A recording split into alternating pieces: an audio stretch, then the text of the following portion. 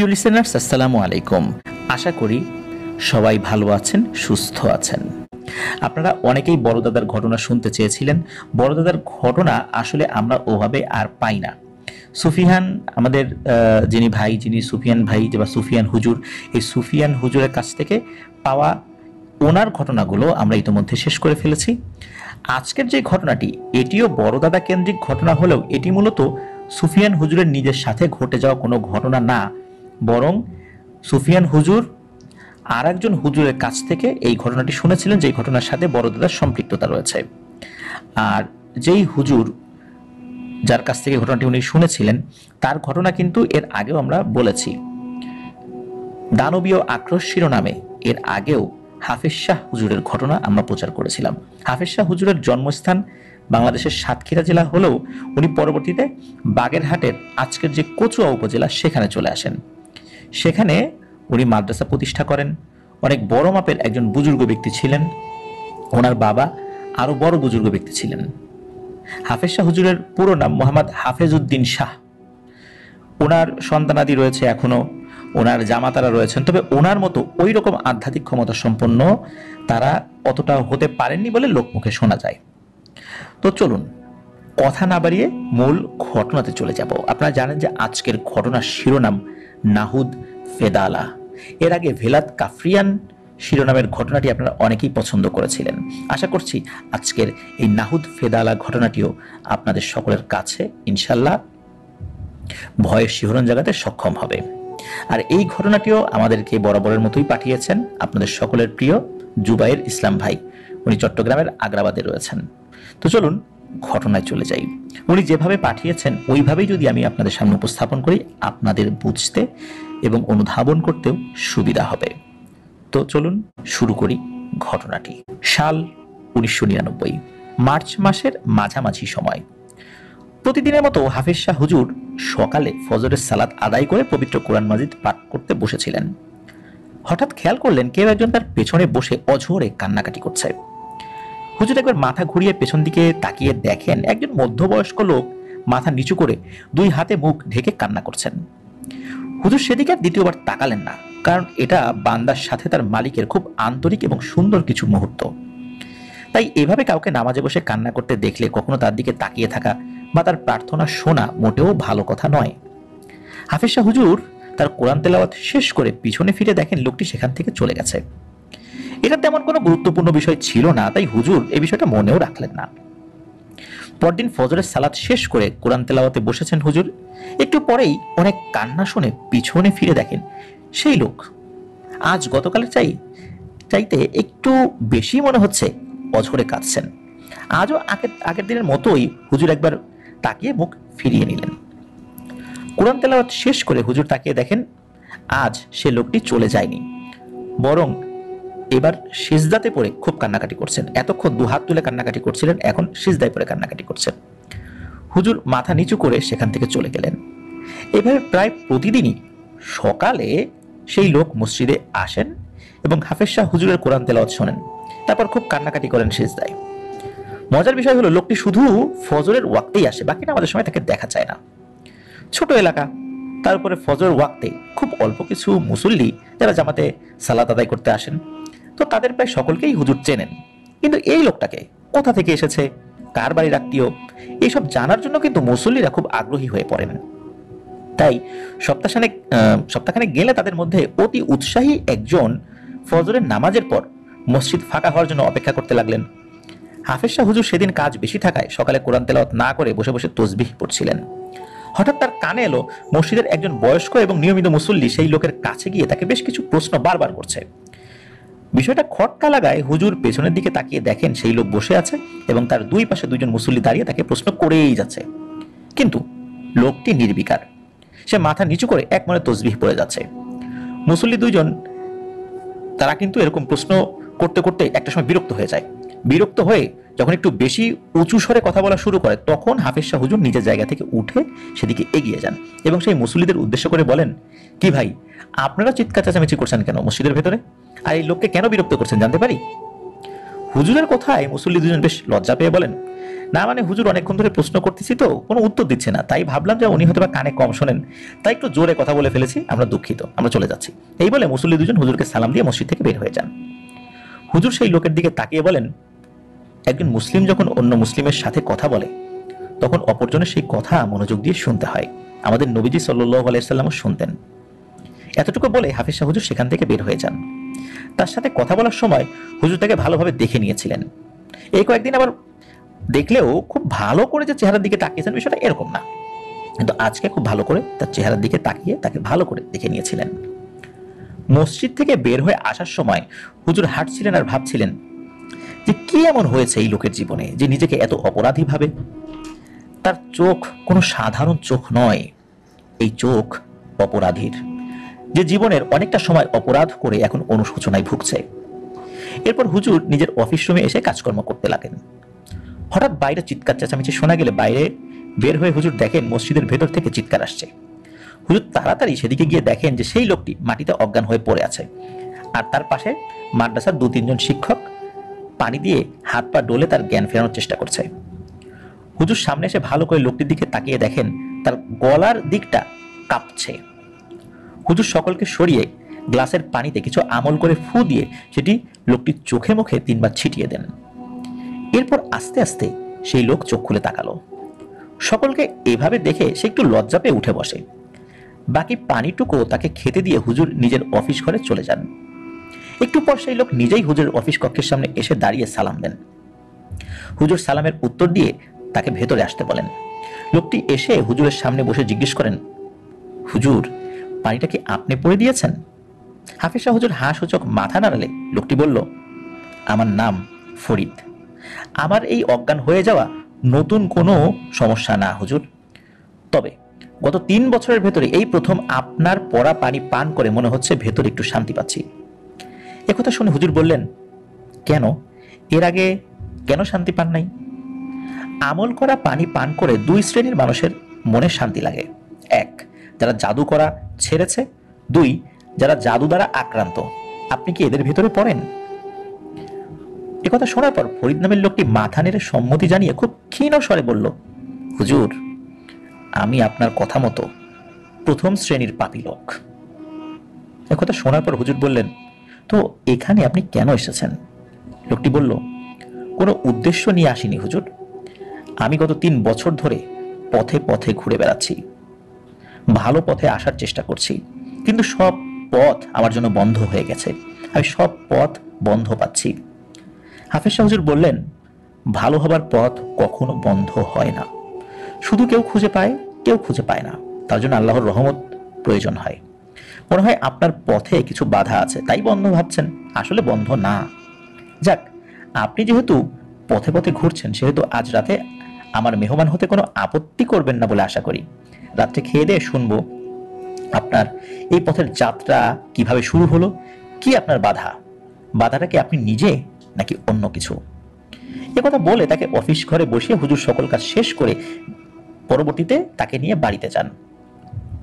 বাড়িতে তার বিশ্রামের ব্যবস্থা করা হয়। রাতের খাওয়া দাওয়া শেষ করে বারান্দায় বসে হাফেজ শাহ হুজুর শুনতে শুরু করেন এক ভয়ঙ্কর জীবনী। এই ফরিদ বলতে শুরু করেন, ফরিদের ভাষায় এখন বলছেন ফরিদ হুজুরকে বলছেন, হুজুর কিছু মনে করবেন না, আপনার বাড়িতে এখন একজন মুসলিম জিন অবস্থান করছেন, আমি তাকে 2 বার দেখেছি। যাক হুজুর, আমার নাম তো আপনি এখন জানেন। আমার পৈতৃক নিবাস ছিল কুমিল্লার দাউদকান্দি উপজেলায়। আমি আমার বাবা মার একমাত্র সন্তান। আমার বাবা মরহুম ইলিয়াস হোসেন পেশায় আমাদের এলাকার স্থানীয় একটি মাদ্রাসার হিসাবরক্ষক ও একজন নামকরা কবিরাজ ছিলেন। তবে তিনি কবিরাজি কাজ করতেন শুধু ইসলামিক নিয়ম মেনে। ছোটবেলা থেকেই আমি বাবার এবং তার কবিরাজি কাজের খুব ভক্ত ছিলাম। একদম ছোট ছিলাম তখন মা বাবার চিকিৎসা কাজ দেখতে দিতেন না, মা চাইতেন না আমি সেগুলো দেখি। বিশেষ করে যখন কোনো রোগী আসতো তখন মা আমাকে ভেতরে আটকে রাখতেন।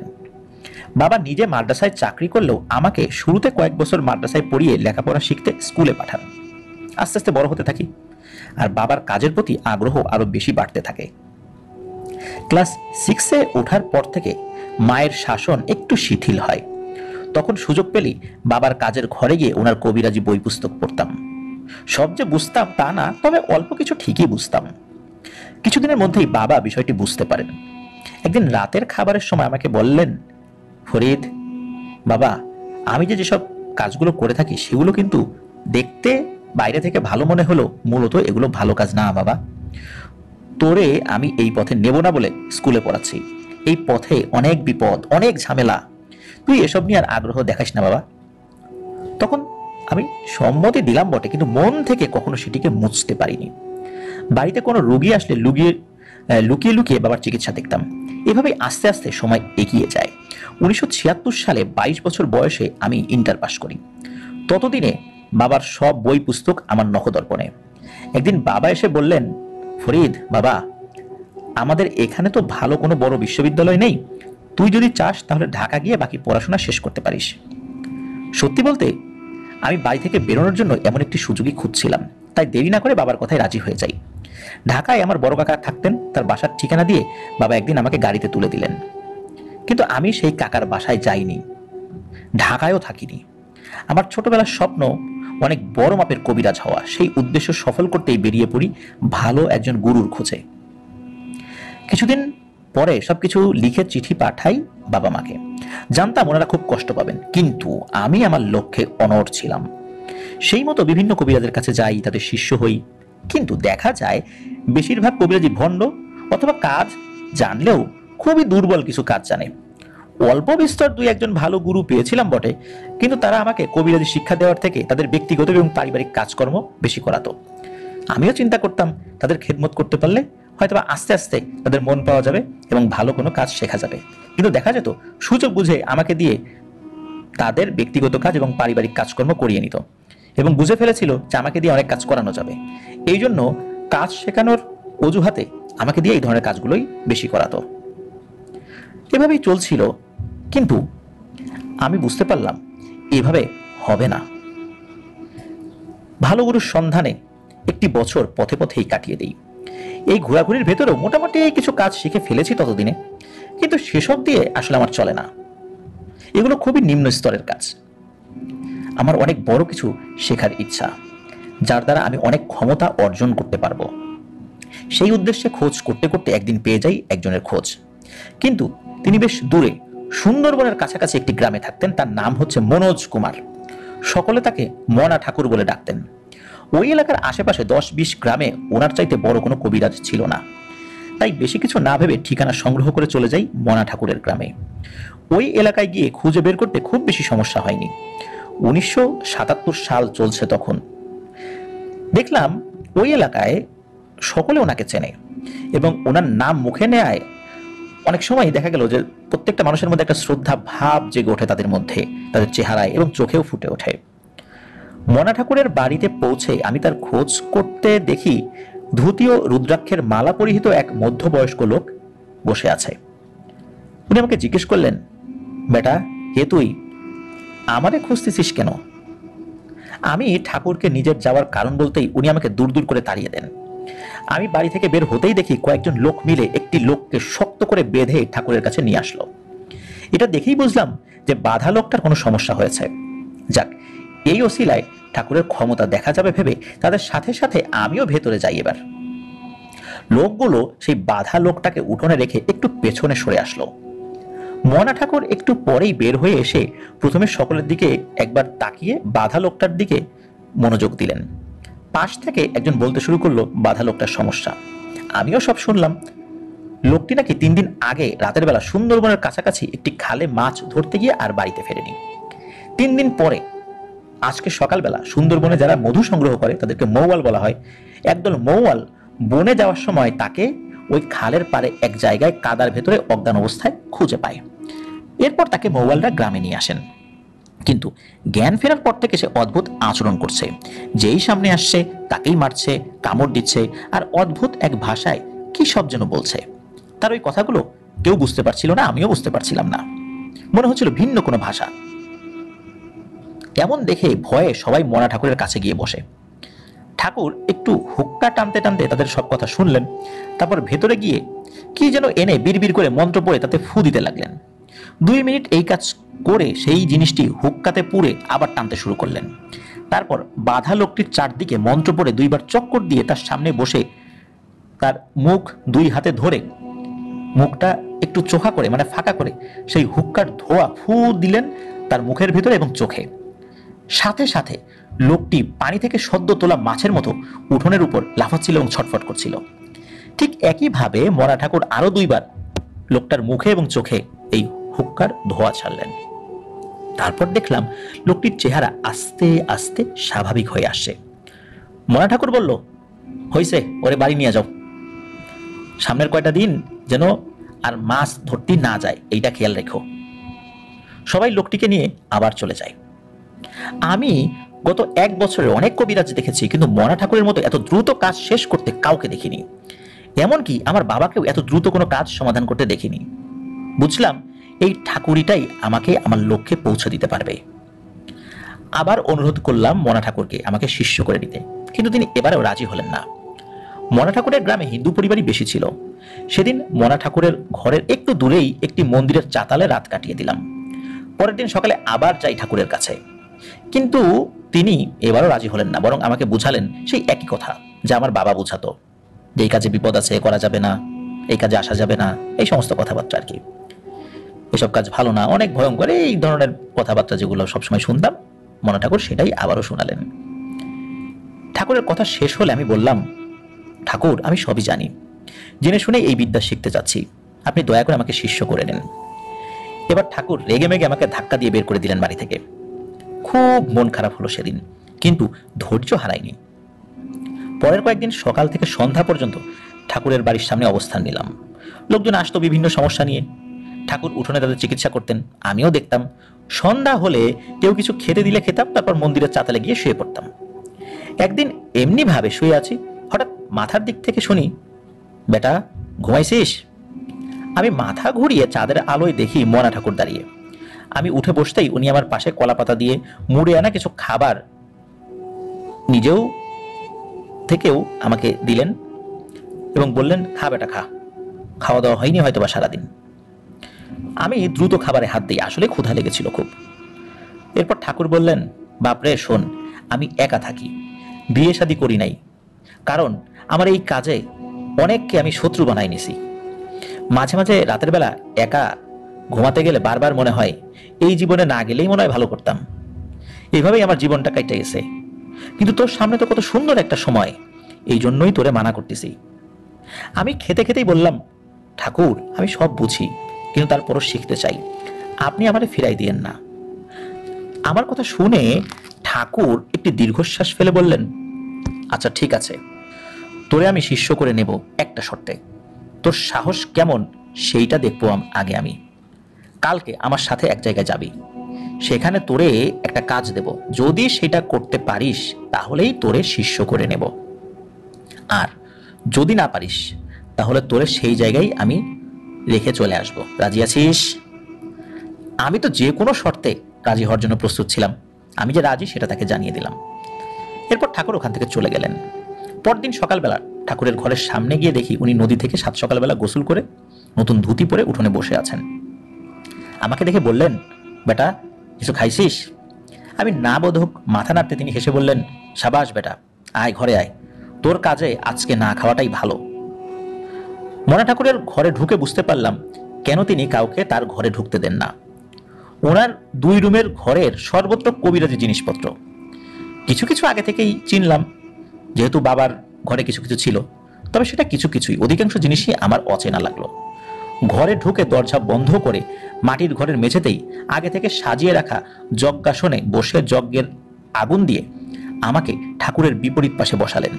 তারপর কিসব মন্ত্র পড়তে আরম্ভ করলেন। অনেকক্ষণ ধরে চলল বিভিন্ন ক্রিয়াকলাপ। তারপর আমার শরীরে কোনো একটি পাতার রস লাগিয়ে দিয়ে বললেন, সন্ধ্যা হওয়া পর্যন্ত তুই এই ঘরেই থাকবি, সূর্যের আলো যেন তোর গায়ে না লাগে। এটা বলে যজ্ঞ শেষ করে ঠাকুর কোথায় যেন চলে যান। ফিরে আসেন বিকালের দিকে, হাতে বড় বড় 2টি রাজহাঁস নিয়ে।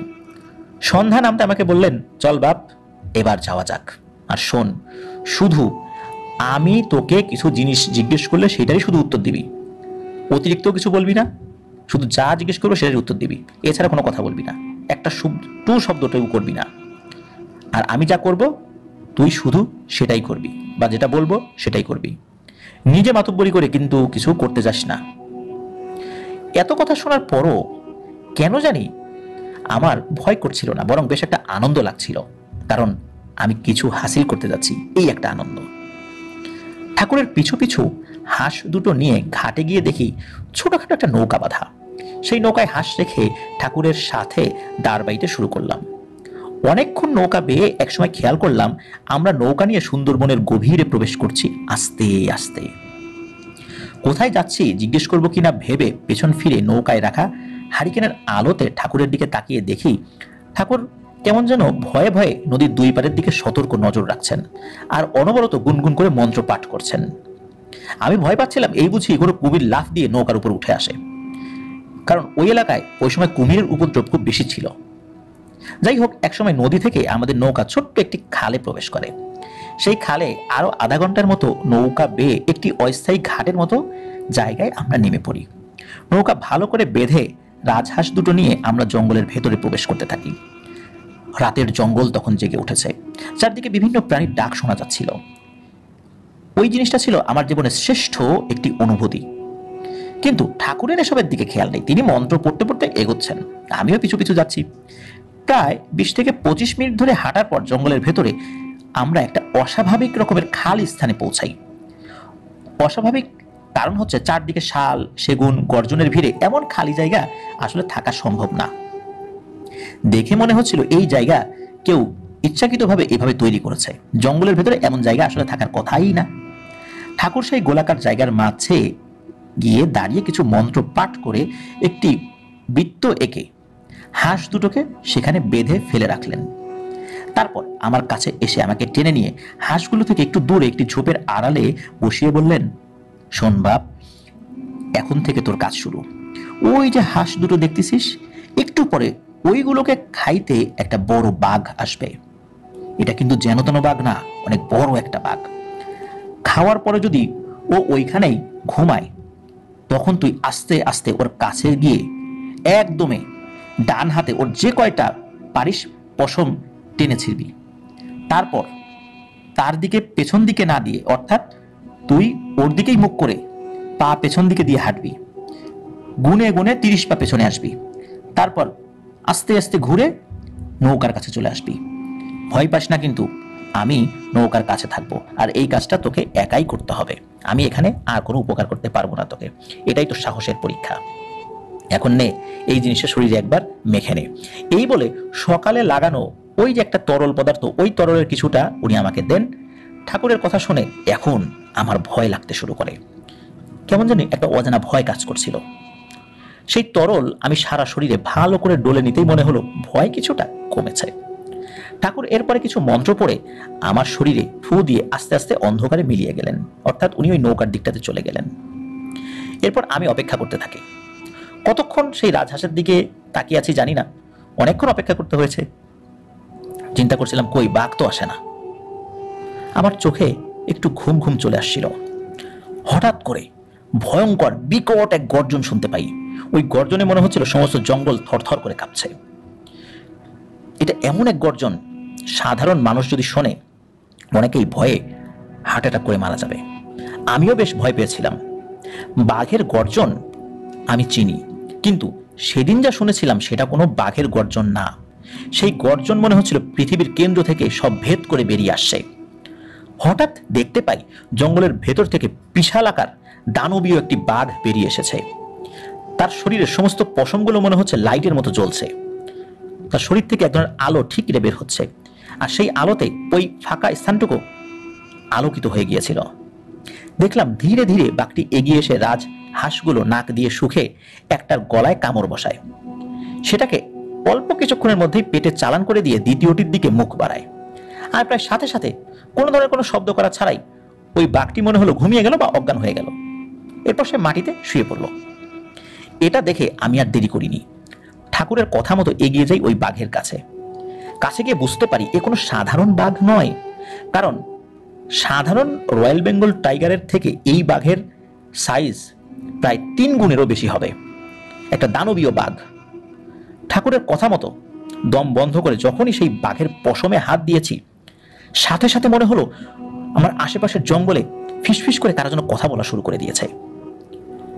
ভয়ে আমার শরীরের লোমগুলো সব দাঁড়িয়ে গেল, কিন্তু তারপরও আমি দম বন্ধ করে ডান হাত দিয়ে পশম তুলতে থাকি। বেশ কয়েকটা পশম তুলেছি। এরপর আমার দম যখন ফুরিয়ে আসছিল, আস্তে আস্তে পেছনে সরে আসতে থাকি। আমি যে পশম তুলছিলাম এর মধ্যে ওই বাঘটি কিন্তু জেগে যায়নি বা তার জ্ঞানও ফেরত আসেনি। পেছন দিকে বাঘটাকে সামনে রেখে 10-12 পা এসেছি, এমনটা হবে হয়তো। তখন হঠাৎ করে দেখি জঙ্গলের ভেতর থেকে বেশ কয়েকটি গাঢ় কালো অন্ধকারের স্তূপ বাতাসে ভেসে বেরিয়ে আসছে। তারা সেই বাঘের চারপাশে দাঁড়িয়ে একই সাথে কেমন বিশ্রী একটা শব্দ করে আর্তনাদ করছিল। তাদের আর্তনাদের শব্দে আরো অনেকগুলো কালো অবয়ব বেরিয়ে এসে একইভাবে শব্দ করতে থাকে সেই বাঘের দিকে তাকিয়ে। তাদের এসব দেখে আমার গোনায় হয়তো ভুল হয়েছিল। 30 পা পেছন দিকে যাওয়ার কথা ছিল বাঘটাকে সামনে রেখে। যাই হোক, আমি নিজের মনের মতো করে 30 পর্যন্ত গুনি এবং গোনার পর যখনই ঘুরে আমি দাঁড়াই, তখনই হঠাৎ সেই কালো অন্ধকারের স্তূপগুলো একই সাথে শব্দ করা বন্ধ করে দেয়। মনে হলো হঠাৎ করে সব একসাথে থেমে গেল।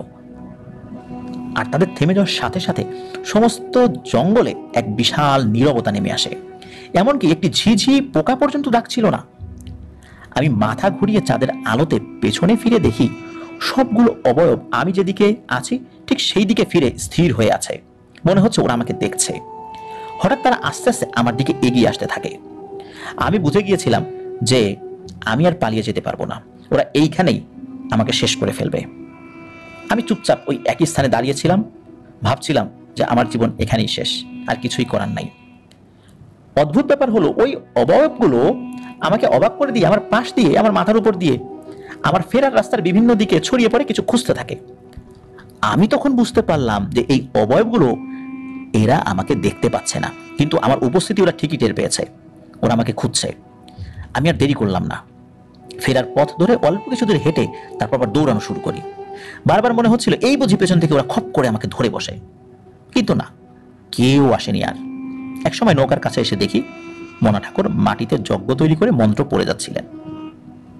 আমি আসতেই তিনি চোখ খুলে আমাকে দেখে একটি স্বস্তির নিঃশ্বাস ফেলে আমাকে নিয়ে নৌকায় ওঠেন। প্রচন্ড ভয়ে ও উত্তেজনায় নৌকায় উঠেই আমি জ্ঞান হারাই। জ্ঞান যখন ফেরে তখন দেখি আমি মনা ঠাকুরের ঘরে শুয়ে আছি। ঠাকুর আমার মাথার পাশেই বসেছিলেন। চোখ খুলতে দেখে ঠাকুর হেসে বললেন, সাব্বাস বেটা, তুই পারছিস। একটু সুস্থ হবার পর তোর তন্ত্র দীক্ষা শুরু হবে। এখন পশমগুলো আমাকে দে। আমি পশমগুলো নিয়ে 2 পকেটে রেখেছিলাম। এক পকেটের গুলো বের করে ঠাকুরকে দিয়ে জিজ্ঞেস করি, ঠাকুর, এগুলো কি কাজে লাগবে? এ কথার উত্তর না দিয়ে ঠাকুর বললেন, আর তো নাই তাই না তোর কাছে? আর পশম নাই তো? আমি মাথা নাড়ি যে না, আমার কাছে আর নাই, কিন্তু আসলে আমার অন্য পকেটে ছিল। আমি একটু সন্দিহান ছিলাম যে আসলে এগুলো নিয়ে উনি কি করবেন।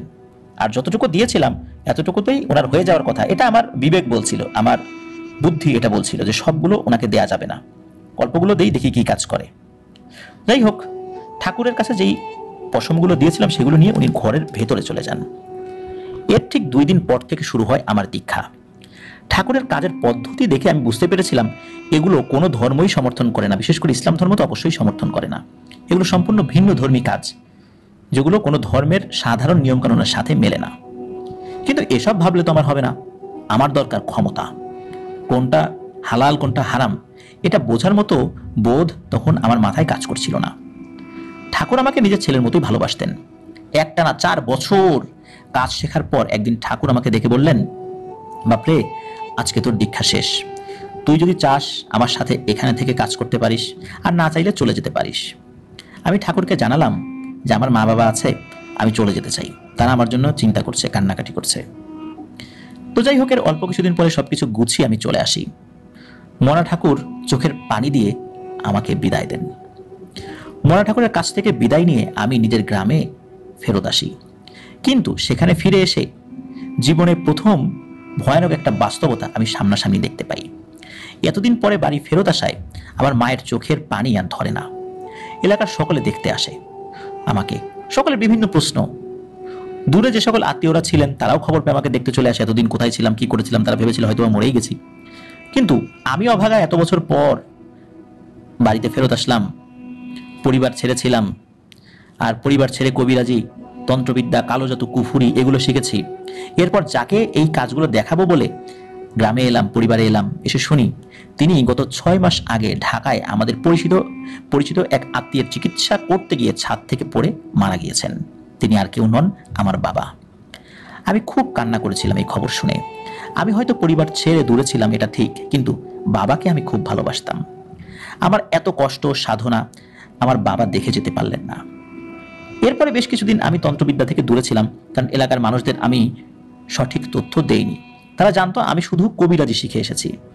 মা ছিলেন তখন, তাই তার মুখে খাবার দিতে অন্য কাজকর্মে লেগে পড়ি আর অপেক্ষায় থাকি কোনো একটা ভালো সুযোগের, যেটার মাধ্যমে আমি সবাইকে তাক লাগিয়ে দিয়ে আমার বিদ্যার চর্চা শুরু করতে পারি। বেশি দিন অবশ্য অপেক্ষা করতে হলো না।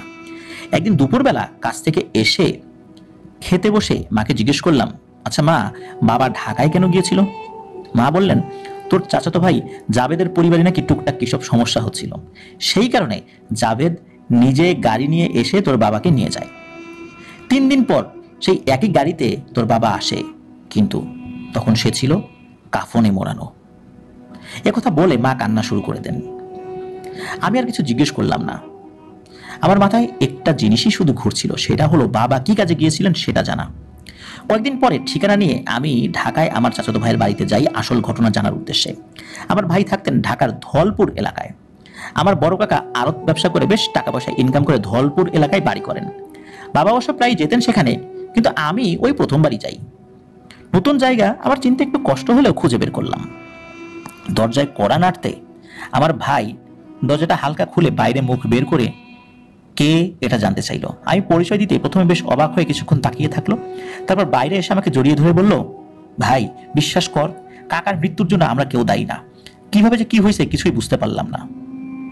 আমি বললাম, ওসব কথা পরে শুনবো ভাই, আগে ঘরে তো আসতে দে, নাকি এখানেই সব কথা শেষ করে বিদায় করে দিবি? আমার এসব কথা শুনে ভাই লজ্জা পেয়ে তাড়াতাড়ি দরজা থেকে সরে দাঁড়িয়ে ভেতরে ঢুকতে দিল। ঘরে প্রবেশ করার সাথে সাথে আমার মনে হলো এই জায়গাটা ভালো না। এখানে কেমন একটা আতঙ্ক চারপাশে ঘুরে বেড়াচ্ছে, বাতাসে কেমন একটা পোড়া পোড়া গন্ধ। আমি ঘরে ঢুকে বসার ঘরে বসলাম। ভাই আমার কাছে এসে গলা নিচু করে বলল, ভাই তুই এখানে বস, আমি মাকে ডেকে আনি। একটু পর ঘরের ভেতর থেকে আমার কাকি আর 6-7 বছর একটি ফুটফুটে মেয়ে বের হয়ে এলো। কাকি প্রথমে রুমে এসেই আমাকে নিচু গলায় কতক্ষণ বকাঝকা করলেন, কেন এভাবে কাউকে কিছু না বলে বাড়ি থেকে চলে গিয়েছিলাম, এভাবে কেউ যায় নাকি, ইত্যাদি ইত্যাদি এগুলো বললো আর কি। একটু পরে কাকি কান্না শুরু করে দিল। আমি কাকিকে কিছু সান্ত্বনা সুলভ কথা বলে বসেছি, এর মধ্যেই ভাই ভেতর থেকে কিছু খাবার নিয়ে এলো। এটা দেখে আমি ভাইকে বললাম, এই ভাবি কই রে, তাকে তো দেখছি না। এই কথা শুনেই ভাই সাথে সাথে আমার মুখ চেপে ধরলো, বলল, আস্তে বল ভাই আস্তে, ওর ঘুম ভাঙলে কিন্তু সমস্যা হয়ে যাবে। আমি দেখলাম ভাবির কথা বলতেই বাচ্চাটা ওর দাদির বুকের মধ্যে গিয়ে ঢুকলো। ভাবলাম ভাবি মনে হয় শারীরিকভাবে অসুস্থ, ঘুমিয়ে পড়েছে, তাই সবার এত সতর্কতা। আমি আর কিছু না বলে খাওয়া শেষ করলাম। আমার কাকা মারা গেছেন আরো প্রায় 5 বছর আগে। আমি ছিলাম না তখন। আমরা সবাই বসে নিচু সুরে কথা বলছি। এমন সময় ঘরের ভেতর থেকে মোটা পুরুষালী কয়েকটা কণ্ঠ একই সাথে চিৎকার দিয়ে উঠল। সেই চিৎকার শুনে আমার পিলে চমকে যায়। আমি খেয়াল করলাম আমার ভাই, কাকি আর ভাইজি, তার নাম হচ্ছে সোমা, এরা ভয়ে কেমন যেন সিটিয়ে গেল। আর একবার সেই চিৎকার শুনে আমি ভাইকে জিজ্ঞেস করলাম, এই কে করছে এরকম চিৎকার? ভাই খুব করুণ সুরে উত্তর দেয়, এটা তোর ভাবির আওয়াজ। আমি তো অবাক হয়ে যাই এমন উত্তরে। একজন মহিলার গলা তো কোনোভাবে এরকম ভয়ানক হতে পারে না। ভাই একটু সাহস করে উঠে আমাকে বলল, চল তোরে বরং দেখিয়ে আনি, সেটা আরো ভালো হবে, বিশ্বাস করতে পারতেছিস না তো?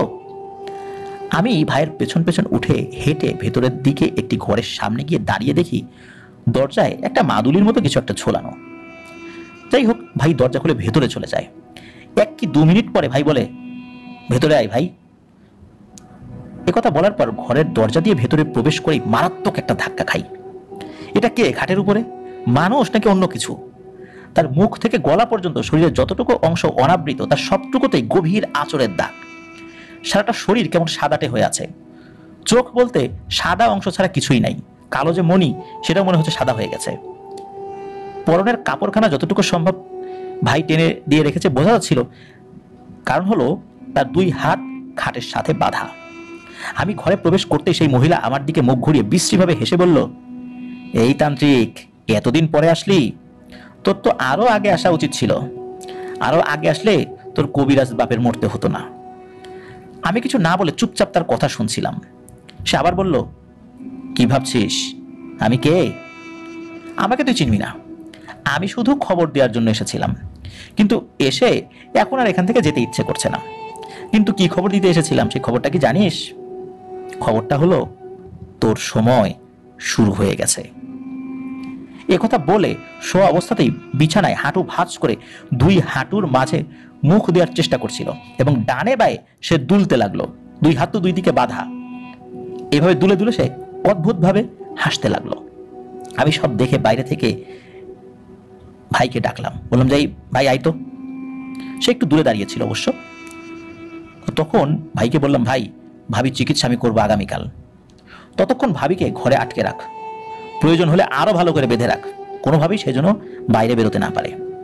সকালে আমি সব জিনিস জোগাড় করে এনে রাতে তোদের ছাদেই কাজ করব। আমার এই কথা শুনে ভাই খুব আপত্তি করলো শুরুতেই, পরে অবশ্য আমি একটু জোর দিতে সে আমার হাত চেপে ধরে বলল, ভাই তোর কোনো ধরনের ক্ষতি হোক সেটা আমি চাই না, তবে এটাও চাই যে তোর ভাবি সুস্থ হোক। আমি জিজ্ঞেস করলাম, ঘটনা শুরু হয় কিভাবে, কখন থেকে, একটু বলতো ভাই। তখন ভাই বলা শুরু করে, ঘটনা শুরু আজ থেকে আরো প্রায় বছরখানেক আগে। একদিন রাতে ঘুমানোর সময় ভাবি ঘুম থেকে চিৎকার দিয়ে উঠে কান্নাকাটি শুরু করে। তাকে অনেকবার জিজ্ঞেস করলেও এই কান্নার কারণ সে বলেনি। পরদিন সকালবেলা আবার সবকিছু স্বাভাবিক, সকাল থেকে সব ঠিকঠাকই চলছিল। হঠাৎ রান্না করার সময় ভাবি চিৎকার দিয়ে ওঠে, উঠে বলে, জাবেদ এটা কি, তাড়াতাড়ি আসো তো জাবেদ। এই কথা শুনে রান্নাঘরে গিয়ে দেখা যায় যে ভাবি নিচে পড়ে ছটফট করছে এবং তার মুখ দিয়ে লালচে ফেনা বের হচ্ছে। এগুলো দেখার পর কেন এমন হয়েছে সেটা খুঁজতে খুঁজতে চারদিকে খোঁজার পর হঠাৎ করে রান্নাঘরের জানালার ওপাশে কিছু একটা মনে হলো সেট করে সরে গেল। সেটা কি দেখার কিন্তু ওই সময় ছিল না। এদিকে ভাবির অবস্থা দেখে এই জাবেদ ভয় পেয়ে তাড়াতাড়ি ডাক্তারের কাছে নিয়ে যায়। ডাক্তারের কাছে নেওয়ার অল্প কিছুক্ষণের মধ্যে তার জ্ঞানও ফেরত আসে, সুস্থও হয়ে যায়। পরে বাসায় নিয়ে আসলে দুই একদিন পর থেকে অস্বাভাবিক আচরণ শুরু করে ভাবি। ঘরময় সবসময় কেমন কালচে ধোঁয়া নাকি ঘুরে বেড়ায়, ঘরের বিভিন্ন জায়গায় ধোঁয়া ঘুরে বেড়ায়, অথচ ধোঁয়ার কোনো উৎস ছিল না। এই ধোঁয়া কোত্থেকে আসলো, এগুলো কি, এইগুলো নিয়ে বাড়ির সকলে কিন্তু সবাই ভয়ে ভয়ে থাকে। আর এই যে সুমা মানে ভাতিজি, ও তো ওর মা ঘুম থেকে উঠলেই সে খুব ভয়ে ভয়ে থাকে, তারও কারণ আছে। একদিন এই জাবেদ কাছ থেকে এসে দেখে যে ভাবি ঘুমে, মেয়েকে তার দাদির কাছে রেখে উনি গোসল করতে গিয়েছেন। হঠাৎ এই জাবেদের আম্মার চিৎকার শুনে বের হয়ে এসে দেখা যায় যে এই ভাবি ঘুম ভেঙে এসে সুমার গলা টিপে ধরেছে, আর জাবেদের আম্মা সেটা ছাড়ানোর চেষ্টা করছে। অনেক কষ্ট করে এই জাবেদ এসে তার হাত ছাড়িয়ে নিয়ে কোনো রকমের রুমে নিয়ে আটকে রাখে। মাঝে বেশ কিছুদিন তার বাবার বাড়ি পাঠিয়েও ছিলেন, সেখানেও পাগলামি কমেনি, এই কারণে তাকে আবার নিয়ে আসা হয় এখানে। তারপর দেখানো শুরু করানো হলো হুজুর, সবাই টাকা পয়সা খেয়ে চলে যায়। এর মাঝে একদিন এই জাবেদের মা এসে তাকে বলে, তুই একটা কাজ কর, বাড়িতে গিয়ে তোর মেজো কাকাকে নিয়ে আয়, সে তো অনেকদিন ধরে কবিরাজি করে। তো তার মায়ের কথা শুনে উনি প্রথমে যেতে চান নাই। তো মেজো কাকাকে সবাই একটু ভয় টয়ে মানে পেতো আর কি, উনি জিন টিন দিয়ে কাজ করাতেন। তাছাড়া মেজো কাকা ঢাকায় আসবে কিনা সেটাও একটা বিষয় ছিল। তো যাই হোক, দুই তিন দিন ধরে চিন্তা ভাবনা করে অবশেষে আর কোনো উপায় না দেখে জাবেদ চলে গেল গ্রামে মেজো কাকাকে নিয়ে আসতে। সব শুনে মেজো কাকা খুব আফসোস করে ওনার সাথে চলেও এলেন ঢাকায়। যেদিন এসেছিলেন সেদিন ঘরে ঢোকার সময় কাকা নাক মুখ কুচকে জাবেদকে জিজ্ঞেস করলেন, কিরে বাবা, ঘরে কি চুলটুল পোড়াইছো নাকি, এমন বাজে গন্ধ কেন? তো জাবেদ তো তার দিকে তাকিয়েছিলেন, উত্তরে বলেছিলেন, না কাকা, চুল পোড়াবো কেন, আর কিসের গন্ধ, আমি তো পাই না। তখন কাকা আর কিছু না বলে ঘরে ঢুকে অজু করে সোজা ভাবির রুমে চলে যায়। কাকার অবস্থা দেখে ভাবি চিৎকার করে বলে ওঠে, কবিরাজ, আমার মালিকের জিনিস এনে দে, আমার মালিক আর অপেক্ষা করতে পারতেছে না, এরপরে কিন্তু তাণ্ডব শুরু হবে। কাকা তো ভাবির পাশে বসে তার কপালে হাত রেখে কি যেন পড়তে লাগলো। একটু পরে আস্তে আস্তে সে ঠান্ডা হয়ে যায়। খুব স্বাভাবিকভাবেই সে জিজ্ঞেস করে, জাবেদ ইনি কে? তখন আমি উত্তরে বলি যে ইনি আমাদের মেজো কাকা, চিকিৎসা করতে আসছে। তখন ভাবি নাকি জিজ্ঞেস করে ওঠে যে, চাচা আপনার ছেলের নাম কি ফরিদ? এই কথায় যখন সম্মতি জানায় তখন ভাবি এই জাবেদকে বলে যে তুমি একটু বাইরে যাও, কাকার সাথে আমার কথা আছে। এরপর জাবেদ বাইরে চলে যায়। কাকার সাথে কি কথা হয়েছে এই কথা জিজ্ঞেস করলে কাকা কিছু বলেন না, এবং উত্তরে নাকি বলেন যে সব কথা জানা ঠিক হবে না বাবা, তো এই কথাটা তোমার জানা যাবে না। আসলে কি বলেছিল এটা আমি জানি না, এটাই আর কি জাবেদ বলেছিল আর কি। আর এই বিষয়ে কোনো প্রশ্ন করাটাও মানা ছিল। তো কাকা মানা করলে সেখানে কিন্তু দ্বিতীয়বার কথা বলা যায় না, এই জন্য জাবেদ এটা আর পরবর্তী জিজ্ঞেস করেনি। তো ওই দিনই ভাবি একদম সুস্থ, নিজেই উঠে রান্নাবাড়া করছেন, সবকিছু করছেন একদম স্বাভাবিক। তো কাকা ওই দিন বলেন যে উনি ছাদে উঠে একাকী সময় কাটাবেন, ছাদে যাওয়া যাবে না, আর ওনার সাথে থাকা জিনদের সাথে উনি কথা বলবেন। আজকেই বলতেন কিন্তু খুব পরিশ্রান্ত লাগছে, তো তাই আজকে ঘুমাবেন, পরের দিন কাজ করবেন। তো জাবেদ সম্মতি জানালে কাকা আর কিছু না বলে খাওয়া দাওয়া শেষ করলেন। পরের দিন সারা সকাল কোনো সমস্যা হয়নি, কিন্তু দুপুর থেকে আবার অস্থিরতা শুরু হয়। কাকা তখন বাইরে কোথাও যেন গিয়েছেন, উনি ফিরে আসেন মাগরিবের নামাজের পর। ঘরে এসেই সুমার মাকে একবার দেখে জাবেদকে বললেন যে উনি ছাদে যাচ্ছেন, আর কেউ যেন ছাদের ওই দিকটাতে না যায়, আর এই দিকটাতে যেন খেয়াল রাখা হয়। অল্প কিছুক্ষণ পরে নিচে চিৎকার চেঁচামেচি শুনে সবাই বারান্দা দিয়ে বাইরে উকি দিয়ে দেখা যায় যে বাসার নিচে অনেক লোক জড়ো হয়েছে। পরিচিত কয়েকজন এই জাবেদের নাম ধরে ডাকছে। জাবেদ তো তাড়াতাড়ি নিচে গিয়ে দেখেন যে এই কাকা ছাদ থেকে পড়ে গুরুতরভাবে আহত হয়েছেন। উনি আর দেরি করেন নাই, সাথে সাথেই তাকে হসপিটালে নিয়ে যান। কিন্তু ডাক্তাররা চিকিৎসা শুরু করতে না করতেই কাকা এই জাবেদের হাতেই শেষ নিঃশ্বাস ত্যাগ করেন। তো এভাবেই জাবেদ ঘটনাটা বর্ণনা করেছিল ফরিদের কাছে। একথা বলার পর জাবেদ বলেন ফরিদকে, বিশ্বাস কর ভাই, আমি আমার সাধ্যমতো চেষ্টা করেছিলাম কাকাকে দ্রুত নিয়ে যেতে, কিন্তু জানি না, আমি গাড়ি কেনার পরে সেদিনই প্রথম আমার গাড়ির চাকা পাংচার হয়, রাস্তার মাঝখানে স্টার্ট বন্ধ হয়ে যায়। কেন যেমন হচ্ছিল আমি বুঝতে পারছিলাম না, কিন্তু ফেরার সময় একদম ঠিক। এখন তুই বল, কাকার মৃত্যুতে আমার কোনো দোষ ছিল? সব শুনে আমি চুপচাপ কিছুক্ষণ বসে রইলাম। তারপর বললাম, ভাই, কাল সকালে আমি কিছু জিনিস নিয়ে আসবো, আর আমি কিছু জিনিস বলবো, তুই একটু সংগ্রহ করে এনে দিস, আর বাকিগুলো যা করার দরকার আমি করব। কথা বলে আমি আবার ভাবির রুমে গিয়ে দেখি যে তিনি ঘুমাচ্ছেন। এই সুযোগে তার খাটের চারপাশে মন্ত্র পড়া ময়দা দিয়ে স্থানটি বন্ধ করে দিয়ে চলে আসি, এবং সকলকে বলে দেই আগামীকাল আমি কাজ শেষ করার আগ পর্যন্ত কেউ ওই রুমের দরজা খুলবে না। সেই মতো পরের দিন সব জোগাড় করে নিয়ে সন্ধ্যাবেলায় কাজ শুরু হয়ে গেল। আমি ছাদে আসন করব শুনে ভাই একদম রাজি হচ্ছিল না, কারণ আমার বাবা কিন্তু ওখান থেকেই পড়ে মারা গিয়েছিলেন। তো একটা শর্তে সে রাজি হয় যে সেও ওখানে থাকবে। তা আমিও রাজি হলাম, কি আর করা, সে তো কোনোভাবে আমাকে একা ছাড়তে চাচ্ছিল না। তো আমি ছাদে উঠে আসন করলাম, ঠিক এমন জায়গায় বসলাম ওই ছাদের ঠিক যেই জায়গাটা বরাবর ভাবি শুয়ে আছেন, মানে ঠিক নিচে যে রুমটা, ওই রুম যেই বরাবর ঠিক উনি শুয়ে আছেন, ঠিক আনুমানিক ওই বরাবর আমি বসে আসন করলাম। প্রথমেই আমি বেশ কিছু পিশাচ শ্রেণীর জিনদেরকে ডেকে আনি, যারা আমার অনুগত ছিল, কাজ করত। আমার ভাইকে আবার বলে দিলাম যে আমি না বলা পর্যন্ত সেজন্য চোখ না খুলে আর নিজের জায়গা ত্যাগ না করে। আমার কাজ সম্পন্ন হলে ভাবির শরীরে থাকা সেই শয়তানকে ডাকতে শুরু করি। বেশ কিছুক্ষণ ডাকার পর হঠাৎ ছাদের পানির ট্যাঙ্কের উপরে ধুপ করে একটা শব্দ শুনে তাকিয়ে দেখি শুধুই অন্ধকার একটি স্তূপ সেখানে জমাট বেঁধে নড়াচড়া করছে। বুঝতে পারলাম সে এসেছে, কিন্তু ওর মাথা কোনটা, হাত কোনটা, পা কোনটা এটা বোঝা যাচ্ছিল না, শুধুই যেন অন্ধকারের একটা স্তূপ। আমি ইশারা করতেই সে আমার অনুগত পিশাচরা ওই জিনিসটাকে পাকড়াও করে ফেলে এবং বেধড়ক মারতে শুরু করে। তাদের মার ধরে পুরো বাড়িখানা থরথরিয়ে কেঁপে উঠছিল। একটা সময় সেই শয়তানটা চিৎকার করে বলে ওঠে, এই তান্ত্রিক, এদের থামতে বল, আমাকে এরা মেরে ফেলবে। আমি তো ইচ্ছা করে এখানে আসি নাই রে তান্ত্রিক, এদের থামতে বল। তার আর্তনাদ শুনে আমি তাদেরকে থামতে বলি। তারপর প্রশ্ন করলাম, তুই কেন এই পরিবারে হানা দিয়েছিস? সে উত্তর দিল, আমি আমার প্রভুর আদেশে এই কাজ করেছি। কে তোর প্রভু? তার এই পরিবারের সাথে কিসের শত্রুতা? আমি এটা প্রশ্ন করলাম। এই প্রশ্নে সে চুপ করে যায়, আর কোনো কথা বলে না। আমি আবার বললাম, তোর যদি আবারও মার খেতে ইচ্ছা না হয় তাহলে দ্রুত কথা বল। তখন সে বলে, তান্ত্রিক, তুই আমাকে মারতে মারতে মেরে ফেললেও আমি আমার প্রভুর নাম তোকে বলতে পারবো না, আমার উপরে এমনই আদেশ রয়েছে। তবে এতটুকু বলতে পারি, তোর বাবাকে আমি মারি নাই, আমার প্রভুই মেরেছেন, ধাক্কা দিয়ে ফেলে দিয়েছেন এই ছাদ থেকে। আমি বুঝলাম এ আর কিছুই বলবে না, তাই বুদ্ধি করে বললাম, যা, তোকে ছেড়ে দিলাম, তবে আর কোনোদিন যদি এই বাড়ির আশেপাশে আসিস তাহলে তোকে একদম জানে মেরে ফেলবো, যা, ভাগ এখান থেকে। সে চলে যেতেই আমার ডাকা পিশাচ জিনদেরকে ওর পেছন পেছন পাঠালাম, এটা জানার জন্য যে সে কার হুকুম পালন করে। কিন্তু আফসোস, আমার অনুগত ওই 4-5 জন পিশাচ জিন আর কখনোই আমার কাছে ফেরত আসেনি।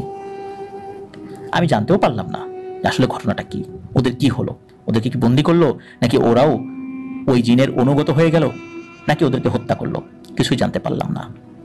অনেকবার চেষ্টা করেছিলাম তাদেরকে ডাকার, কিন্তু ডাকলেও কেউ আসেনি, আর তাদের বিষয়ে কোনো খোঁজ খবরও অন্য জিনেরা দিতে পারেনি। কাজ শেষ করে আমি পেছনে তাকিয়ে দেখি যে ভাই অজ্ঞান হয়ে পড়ে আছে।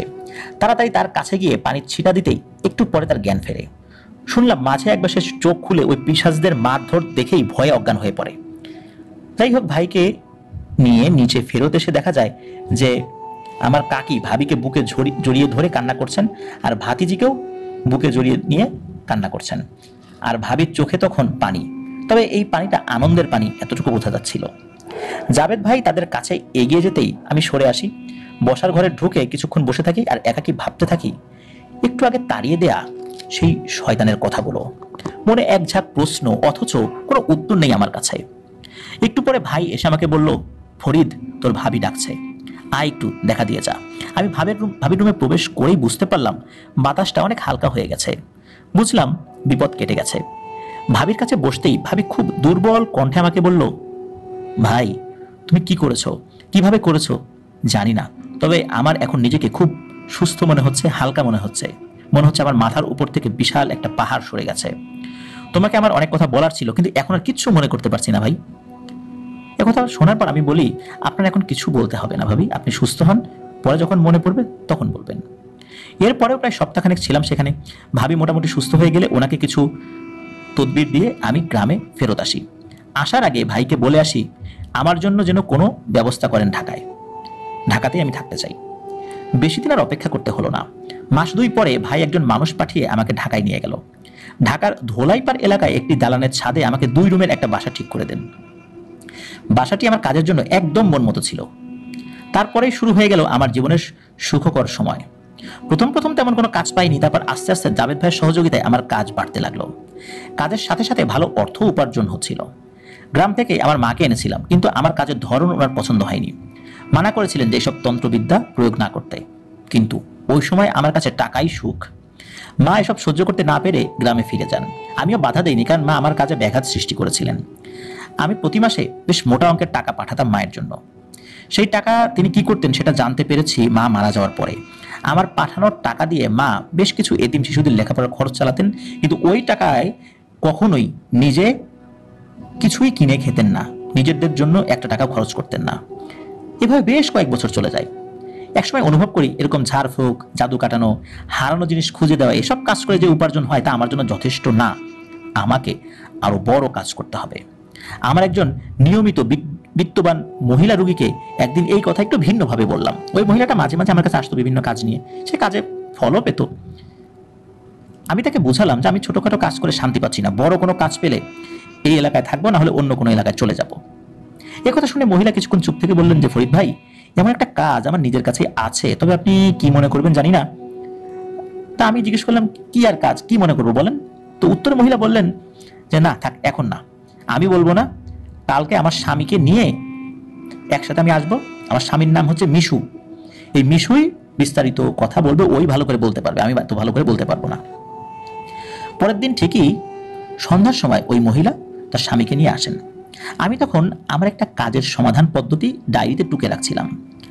তারা দুজন ঘরে ঢুকতেই আমি আমার ডায়েরিটা বন্ধ করে তাদেরকে বসতে দিয়ে নিজেও সামনে বসি। খেয়াল করে দেখলাম এই মিশু লোকটির চোখ বেশ উজ্জ্বল এবং ধূর্ত। সাধারণত অতিমাত্রায় চালাক এবং ধূর্ত লোকদের চোখ এমনটা হয়ে থাকে। আমার গুরু, যিনি ঠাকুর, মনা ঠাকুর, উনি এটা আমাকে শিখিয়েছিলেন। তো যাই হোক, কোনো ভূমিকায় না গিয়ে ওই মিশু সরাসরি আমাকে বললেন, আপনার কথা আমার স্ত্রী আমাকে বলেছে, আমার একটা কাজ আছে, কাজটি খুবই গোপনীয় এবং খুবই সতর্কতার সাথে করতে হবে। ভালো কাউকে পাচ্ছিলাম না কাজটা করানোর জন্য। শুনলাম আপনি বেশ ভালো কাজ করেন, তাই এলাম। শুরুতেই বলি, কাজটা আপনি করেন বা না করেন, পারেন বা না পারেন, এই বিষয়ে কাক পক্ষেও কিন্তু জানতে পারবে না, এটাই শর্ত। আমি তার শর্তে রাজি আছি, এটা জানিয়ে দিলাম। এরপরে লোকটি বলল, আপনার কাজ হচ্ছে একজনকে মরণ বান মারতে হবে, অসুস্থতার জন্য না, একদম পৃথিবী থেকে সরিয়ে দিতে হবে। একথা শুনে আমি খুব অবাক হই, কারণ তিনি এত সহজভাবে কথাটা বললেন যেন মৃত্যু জিনিসটা তার কাছে তেমন কিছুই না। শুরুতেই বুঝেছিলাম এই মিশু লোকটা খুব ভালো না, আর তার এই কথাই আরো ভালো করে বুঝে গেলাম। তাকে জিজ্ঞেস করলাম, মিশু ভাই আপনি কাকে মারতে চান? এই প্রশ্নে উত্তর দিল, আমি আমার আপন বড় ভাইকে মারতে চাই। জায়গা, সম্পদ এবং ব্যবসার অংশীদারিত্ব নিয়ে ওনার সাথে আমার বেশ কিছুদিন যাবৎ বিরোধ রয়েছে। এটা সমাধান হবে যদি আমি তাকে সরিয়ে দিতে পারি। অন্য বাইরের লোক হলে আমি লোকজন দিয়ে এই কাজ করিয়ে নিতে পারতাম, কিন্তু আমার আপন বড় ভাই, তাই বিষয়টা এমনভাবে করাতে চাই কেউ কিচ্ছুটা যেন বুঝতে না পারে। থানা পুলিশও হবে না, অন্য কেউ কিছু বুঝতেও পারবে না। এটা ছাড়া আমার আর কোনো উপায়ও নেই। চিন্তা করবেন না, কাজটা করে দিতে পারলে আপনার জন্য মোটা অঙ্কের টাকার সাথে আরো একটি আকর্ষণীয় উপহার থাকবে, যা আপনি ভাবতেও পারবেন না। এরপরে টাকার যে অঙ্কটা আমি শুনলাম, এটা শুনে আমার মাথার কাজ করলো না। এই কাজের বিনিময়ে নাকি আমাকে ওই সময়ে 1,00,000 টাকা দেয়া হবে। 80-র দশকের কথা তখন। ওই সময়ে 1,00,000 টাকা মানে অনেক টাকা। তাই বেশি ভাবিনি, আর রাজি হয়ে যাই। তাদেরকে যাকে কালো জাদু করব তার কিছু জিনিস আনতে বলে দেই। মনের ভেতর সংকোচ করছিল, কিন্তু লোভের কাছে বিবেক হেরে যায়।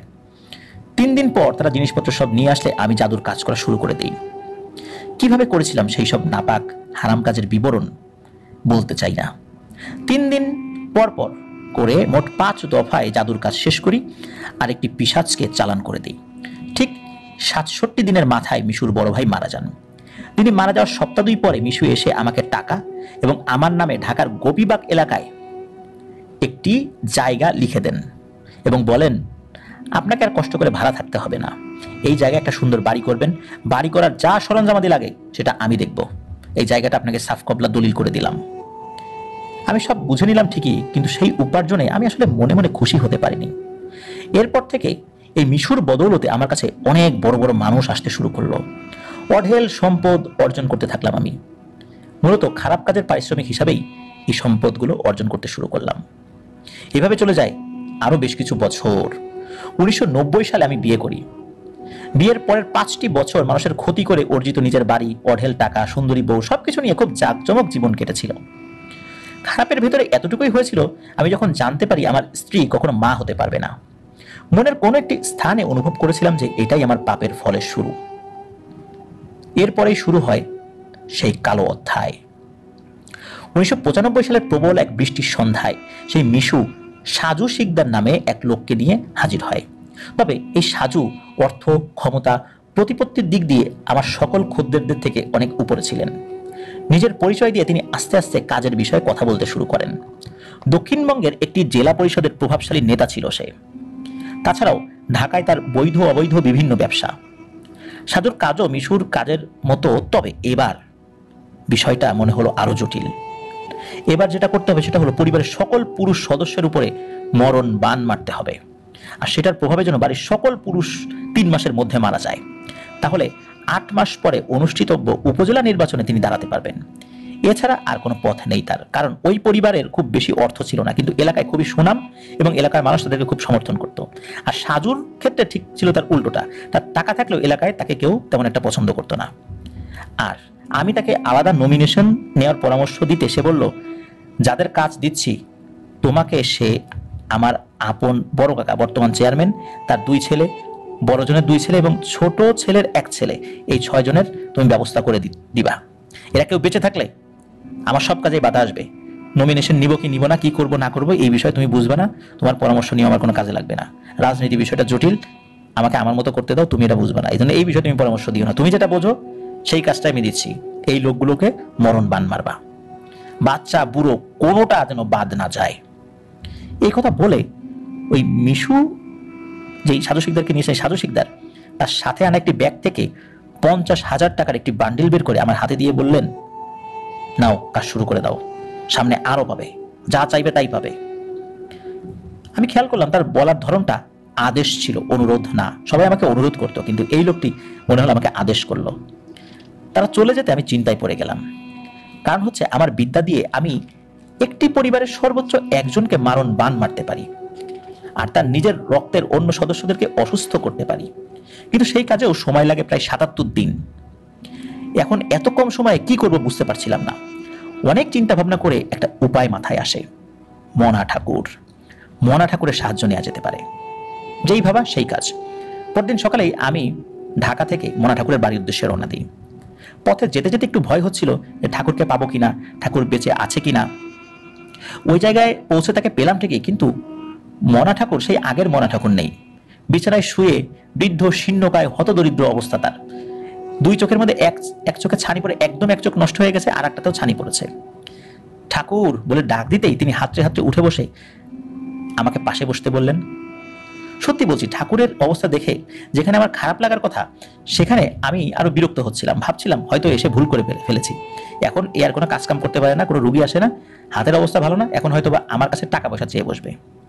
কেমন যেন আমার খুব আগ্রহ হচ্ছিল না ওনার পাশে বসার। অনিচ্ছা সত্ত্বেও মনা ঠাকুরের পাশে গিয়ে বসলাম। তিনি আমার মুখে একবার হাত বুলিয়ে দিয়ে বললেন, বেটা, তোর শরীর থেকে রক্তের গন্ধ পাচ্ছি কেন রে? তার মানে আমার গোনায় ভুল হয় নাই। তুই যে একদিন আমার কাছে আসবি আমি জানতাম, আর তোরে যে তোর লোভ আমার কাছে নিয়ে আসবে এটাও জানতাম। যাক, কি জন্য আসছিস তাড়াতাড়ি বলে চলে যা। তোর শরীরের এই রক্তের গন্ধ আমার সহ্য হচ্ছে না।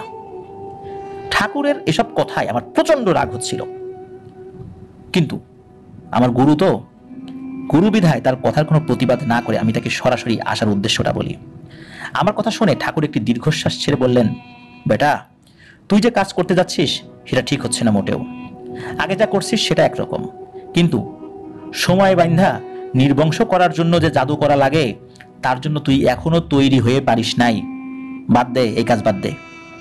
একথা শোনার পর আমি বলি, বাদ দেয়া যাবে না ঠাকুর, আমি বায়না নিয়ে ফেলছি, টাকা নিছি, আর তার উপরে যার কাজ সে অনেক ক্ষমতাবান মানুষ। এখন আমি এই কাজ বাদ দিলে উল্টো আমারই ক্ষতি করবে এই লোক।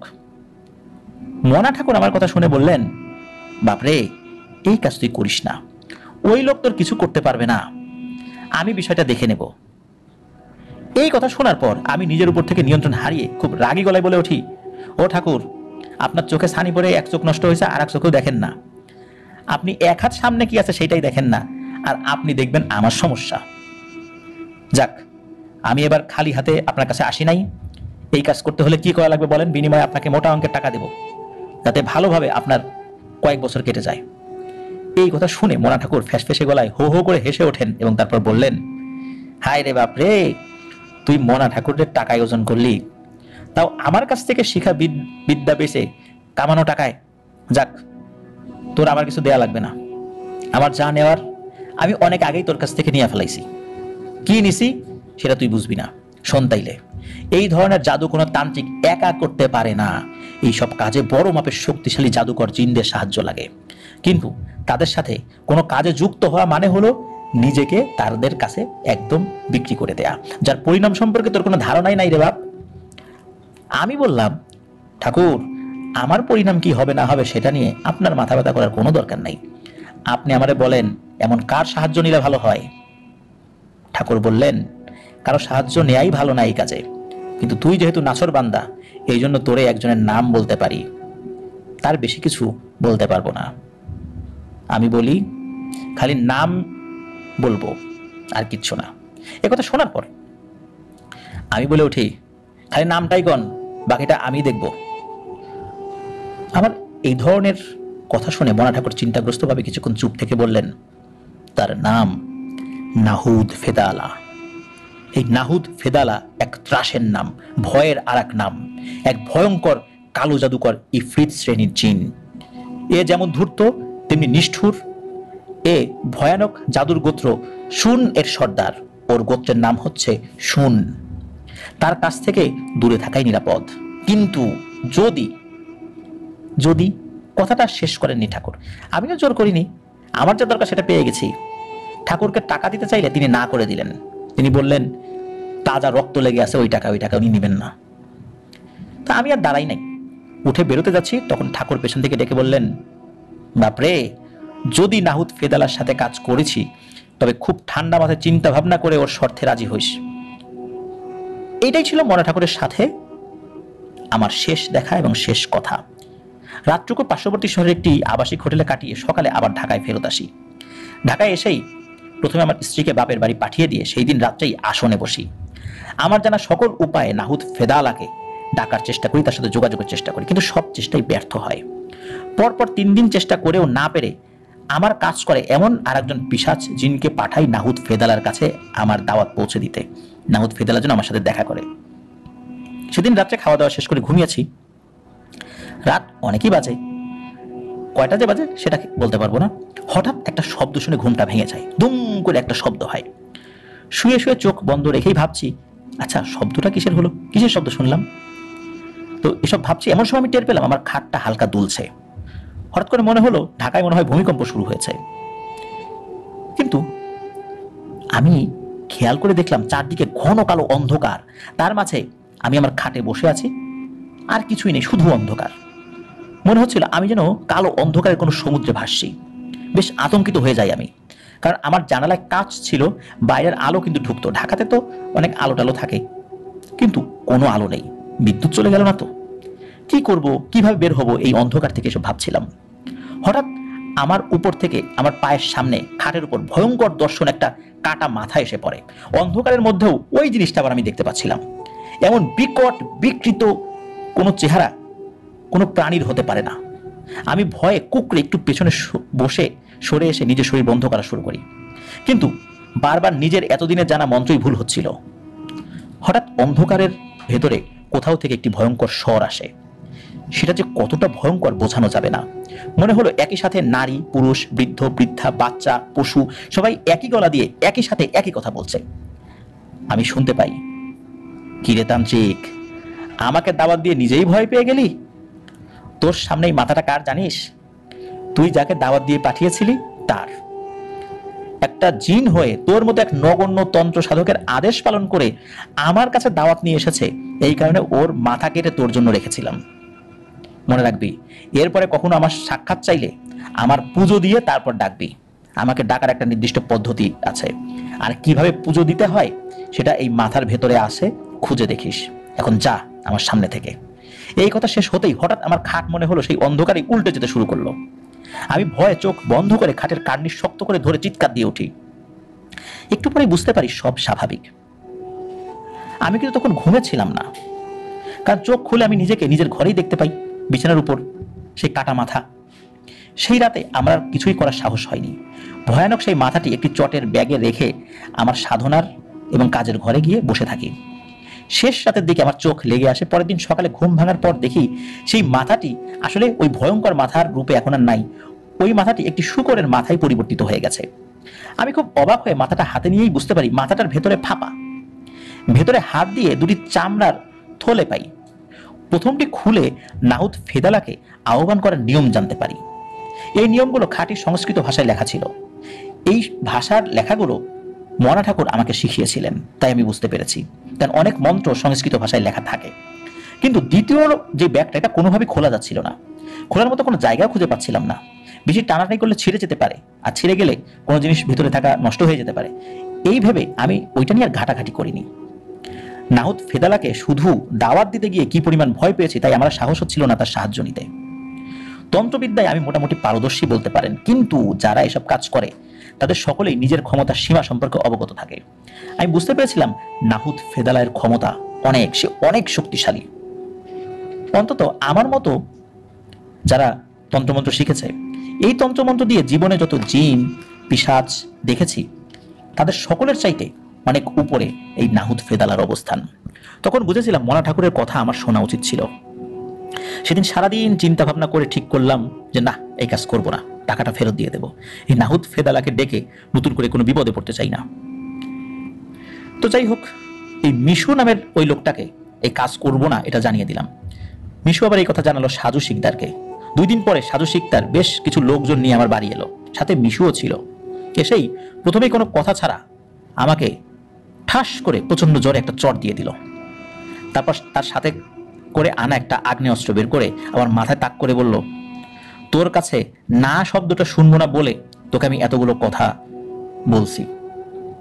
এখন আমার আর কোনো উপায় নেই, এই কাজ তোকে করতেই হবে। আর যদি না করিস তাহলে বাধ্য হয়েই তোকে আমাকে সরাই দিতে হবে, কারণ তুই এখন সবই জানিস। তুই কোনোদিন মুখ খুলে ফেললে ঝামেলা হয়ে যাবে আমার, কারণ আমি রাজনীতি করব, এসব বিষয়ে আমার খুব সতর্ক থাকা লাগে। লাগলে আরো টাকা নেই, কিন্তু এই কাজটা তুই করবি, তোকেই করতে হবে। এই কথা বলে তারা চলে যায়। আমি যে কি অবস্থায় পড়েছিলাম সেটা বোঝাতে পারবো না। পরে আবার ভেবে ঠিক করলাম যে এই শেষ কাজ, আর কোনোদিন বান মারার কোনো কাজ করব না। সেই মতো সব জোগাড় করে 2-3 দিন পরে 3-4 রকমের ভোগ দিয়ে বিচিত্র কিছু পূজা করে নাহুদ ফেদালার সাহায্য প্রার্থনা করলাম। সব শেষ করতে করতে রাত তখন আনুমানিক 1টা কি 2টো বেজে যায়। আমি আমার আসনে বসেই নাহুদকে আহ্বানের এক মন্ত্র পড়ে ধ্যানে বসে এক মনে সে কাজ করে যাচ্ছিলাম। হঠাৎ আমার আসনের অপর পাশে সেই রুমের শেষ দিকে দেখি মেঝে ফুঁড়ে একটি গাঢ় সবুজ রঙের ধোঁয়া আস্তে আস্তে বড় হয়ে দৃশ্যমান হচ্ছে। সেটি বড় হতে হতে একসময় মেঝে হতে ছাদে গিয়ে ঠেকে আর আমাকে ঘিরে রুমের চারপাশে ছড়িয়ে পড়তে থাকে। আমি খুবই ভয় পাচ্ছিলাম। এমন সময় যেভাবে হঠাৎ শুরু হয়েছিল তেমনি হঠাৎ সেই ধোঁয়া মিলিয়ে গিয়ে তার ভেতর থেকে ফ্যাকাশে কালো কাপড় দিয়ে ঢাকা বিশাল দেহি একটি অবয়ব বেরিয়ে এলো। আর আমার চারপাশে ঘন কালো লম্বা কিছু ছায়ার মতো অশরীরী ঘিরে দাঁড়ালো। দেখেই বোঝা যাচ্ছিল এই বিশাল দেহি এদের সকলের প্রধান। সেই বিশাল দেহি কর্কশ কণ্ঠে বলে ওঠে, তান্ত্রিক, আমি কিন্তু বেশি কথা বলি না ইনসানদের সাথে। তুই যে আমার সাহায্য চাইছিস যেই কাজে, তোকে সেটা করা হবে। বিনিময়ে আমি যেটা চাইবো দ্বিতীয় কোনো প্রশ্ন করা ছাড়াই সেটা আমাকে দিয়ে দিতে হবে। নাহুদ ফেদালার কণ্ঠ এমন ভয়ানক ছিল, মনে হচ্ছিল পৃথিবীর সকল প্রাণী একসাথে কথা বলে উঠছে। তার কথা শেষ হলে আমি বলি, হে সুন গোত্রের অধিপতি, আপনাকে স্বাগতম। ক্ষমা করবেন, আপনাকে দেওয়ার মতো আমার মতো ছোটখাটো অধম তান্ত্রিকের কাছে কি বা আছে? আপনি মহান নাহুদ ফেদালা। আমার কথা শেষ হতেই খেয়াল করলাম আমার আসরের ঘরে জ্বালানো মোমবাতির আলোগুলো হঠাৎ করে খুব কমে গেল। একদম নিভে গেল না, কমে গেল। আর সাথে সাথে নাহুদ ফেদালা শূন্যে ভেসে আমার কাছে এসে খুব কঠিনভাবে বলে উঠল, এত তেলবাজি আমি পছন্দ করি না। ঠিক যতটুকু প্রশ্ন করব, ওই প্রশ্নের উত্তর যতটুকু হয় তখনই করবি। আমাকে তেল দিয়ে কোনো সুবিধা করতে পারবি না। আমি কারো গোলাম না, আমি শুধু শয়তানের অনুসারী। আমার প্রভু শয়তান, অন্য কারো গোলাম না আমি। আমাকে তেল দিয়ে কোনোভাবে একটা অতিরিক্ত কাজও করতে পারবি না, আর আমার মনে কোনো দয়াও তুই পাবি না। সুতরাং এসব কথা বলে কোনো লাভ নাই। আবারও বলছি, যতটুকু বলবো ঠিক ততটুকুই উত্তর দিবি, এর বেশি না। তোর কাজ করে দিলে অনেক বছর আগে সুন্দরবন থেকে একটি বাঘের পশম চুরি করেছিলি, মনে আছে?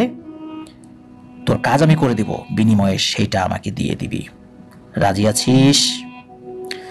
আমি খুবই অবাক হলাম এই কথা শুনে, কারণ ওই পশমের কথা আমি ছাড়া আর কেউই জানে না। কারণ মনা ঠাকুরকে যেগুলো দিয়েছিলাম এগুলো মনা ঠাকুরকে দিয়েছিলাম, কিন্তু অন্য পকেটে যেগুলো ছিল সেইগুলো কিন্তু আমি মনা ঠাকুরকে দেইনি। এটা মনা ঠাকুরও জানে না। ওগুলো নিয়ে আসার পর ওই জিনিসটা একটা মাদুলির মতো বানিয়ে আমি রেখে দিয়েছিলাম এবং সেটা আমার গলায় ঝুলিয়েই রেখেছিলাম।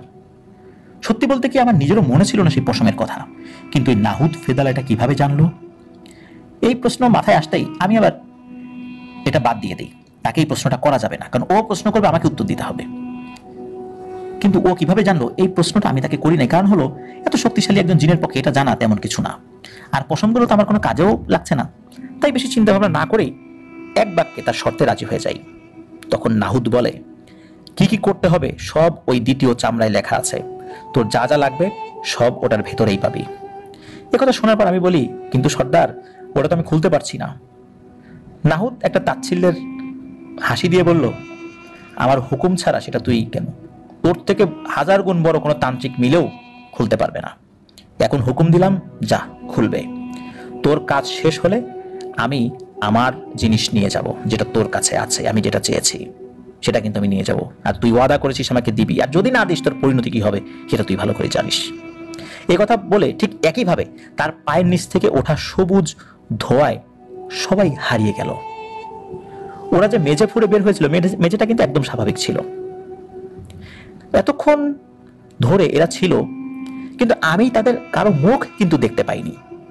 ওরা চলে গেলে আমি দ্বিতীয় চামড়ার তৈরি ওই থলিটা নিয়ে বসি এবং অল্প চেষ্টাতে সেটা খুলে যায়। সেটা খোলার পর তার ভেতর থেকে 3টি কুমড়োর বীজ বের হয়ে আসে এবং সাথে খুব অল্প কিছু লাল টকটকে মাটির গুঁড়ো। এগুলো সরিয়ে রেখে আমি চামড়ার ওই থলের ভেতরে একটা কাগজ ছিল, ওই কাগজে দেয়া সকল তথ্য পড়লাম। এই তথ্য পড়ে জাদুর সকল নিয়মকানুন জেনে নিয়ে কাজ শুরু করে দেই। কিছু কাজ সম্পন্ন করে আমাকে দেয়া সেই নাপাক প্রাণীর মাথার ভেতরে কালো জাদুর কিছু লেখা কাগজ লেখার উপরিভাগ যেই একটা অংশ ছিল শ্মশান থেকে সংগ্রহ করা, আত্মহত্যা করেছিল এমন শবদেহের ছাই ছিল। তো এই জিনিসগুলো ছাই দিয়ে ঢেকে তার উপরে সেই কুমড়োর বীজ রেখে ওই লাল মাটির গুঁড়োর সাথে মিশিয়ে চাপা দিয়ে দিলাম। তারপর সেই জাদুর নিয়ম মতো যে জাদু করবে তার রক্ত, তারপর যিনি করাচ্ছেন অর্থাৎ সেই সাধু শিকদার তার রক্ত, আবার যে করছে মানে এই যে আমি করছি আমার রক্ত, এই সব কিছু দিয়ে ওই মাটিটা ভেজাতে হবে। যেহেতু আমি এখন উপস্থিত আছি তাই আমার রক্তই দিতে হবে। আমি দিলামও। খেয়াল করে দেখলাম আমি রক্ত দেওয়ার পরে সেই জিনিসটা আমার রক্ত একদম শুষে নিল, এক ফোঁটা রক্তের দাগ পর্যন্ত রইল না এবং মাটিও একটুও ভিজা থাকলো না। রক্তটা গেল কোথায়? যাই হোক, যেহেতু জাদুর জিনিস সবকিছু যে স্বাভাবিক চিন্তায় হবে বিষয়টা এরকমও না। আমি সব মন্ত্র শেষ করে অন্য মন্ত্র পাঠ শুরু করলাম। সব কিছু শেষ করতে করতে প্রায় দুপুর হয়ে যায়। তাই অল্প কিছু খেয়ে জিনিসটি রেখে রওনা দিই সাধু শিকদারের কাছে। তাকে পেয়েও যাই। তাকে বলি, ভাই আমার কাজ শেষ, এখন আপনার কাজ হচ্ছে যাদের উপর জাদু করবেন তাদের সকলের এটো খাবার সংগ্রহ করে এনে দেয়া, যদি এটা না পারেন তাদের চুল, নখ বা পরিধেয় কোনো জিনিস, যে জিনিসটা ধোয়া হয়নি কিন্তু পরিধান করেছে এমন কোনো জিনিস আমাকে জোগাড় করে দেবেন। সপ্তাহখানেকের ভেতরে সাধু সবকিছু জোগাড় করে নিয়ে আসে।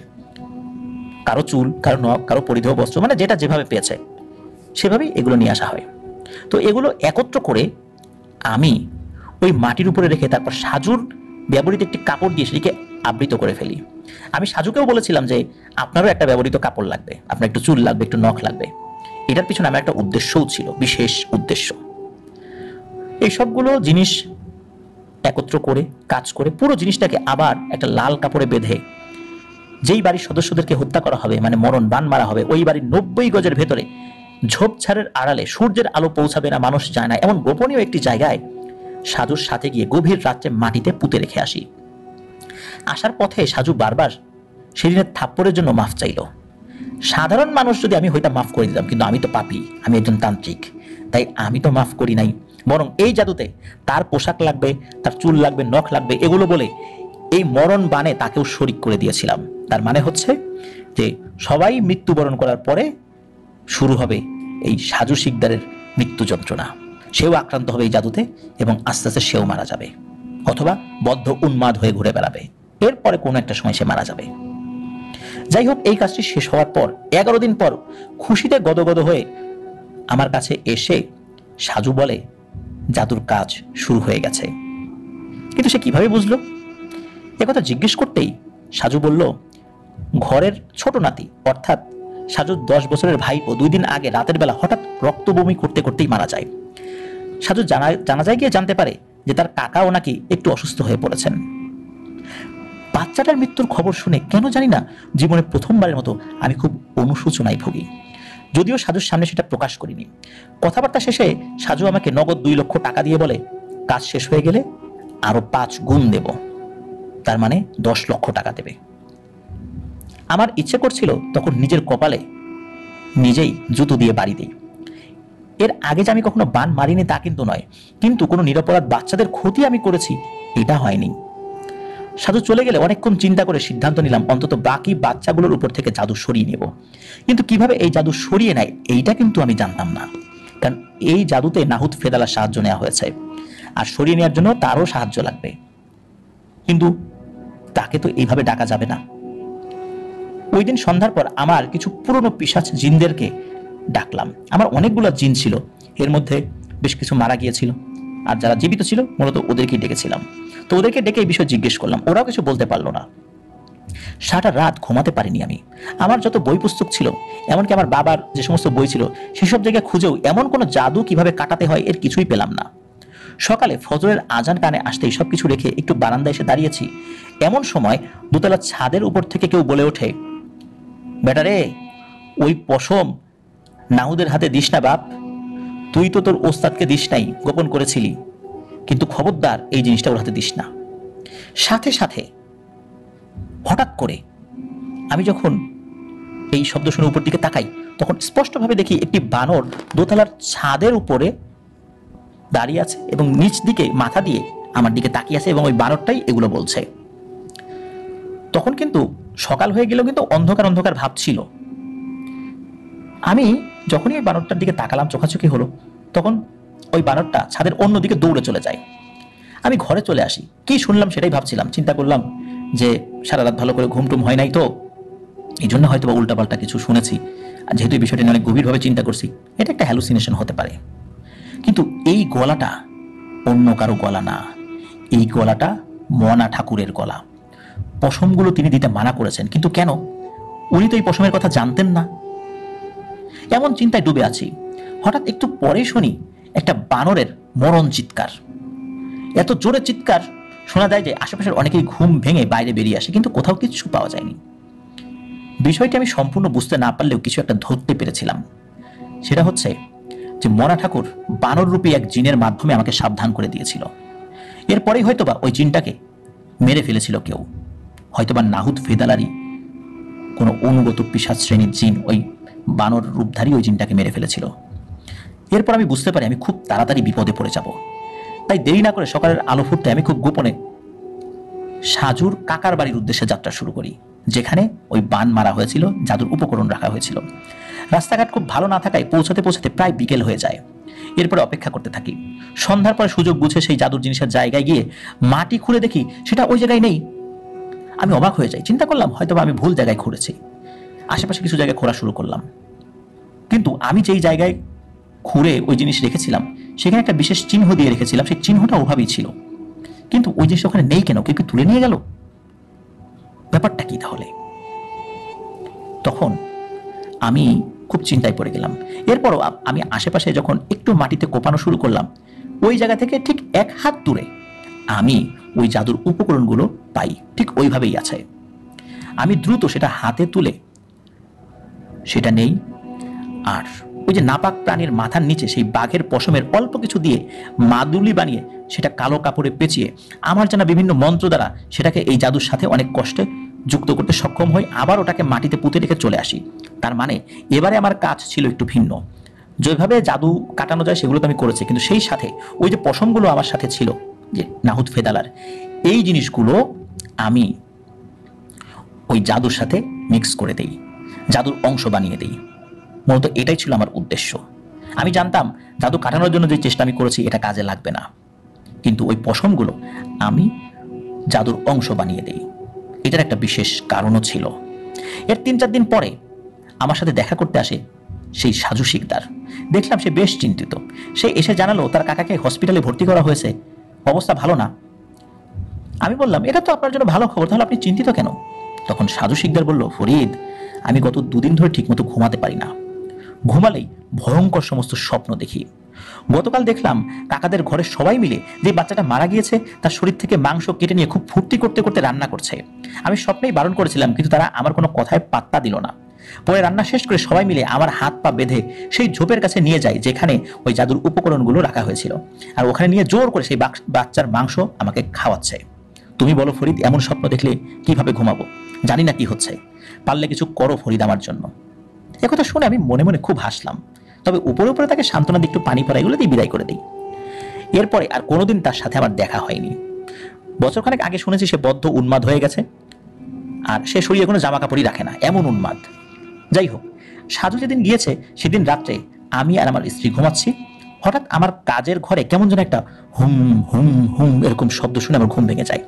আমি শরীর বন্ধ করে আস্তে আস্তে সেদিকে এগিয়ে গিয়ে দেখি নাহুদ ফেদালার সাথে ছায়ার মতো যেগুলো এসেছিল ঠিক তেমনি দেখতে অনেকগুলো মাটিতে হাঁটু মুড়ে বসে সামনে পেছনে দুলছে, অজানা ভাষায় কিছু একটা করছে, আর এরকম হুম হুম হুম এরকম শব্দ করছে।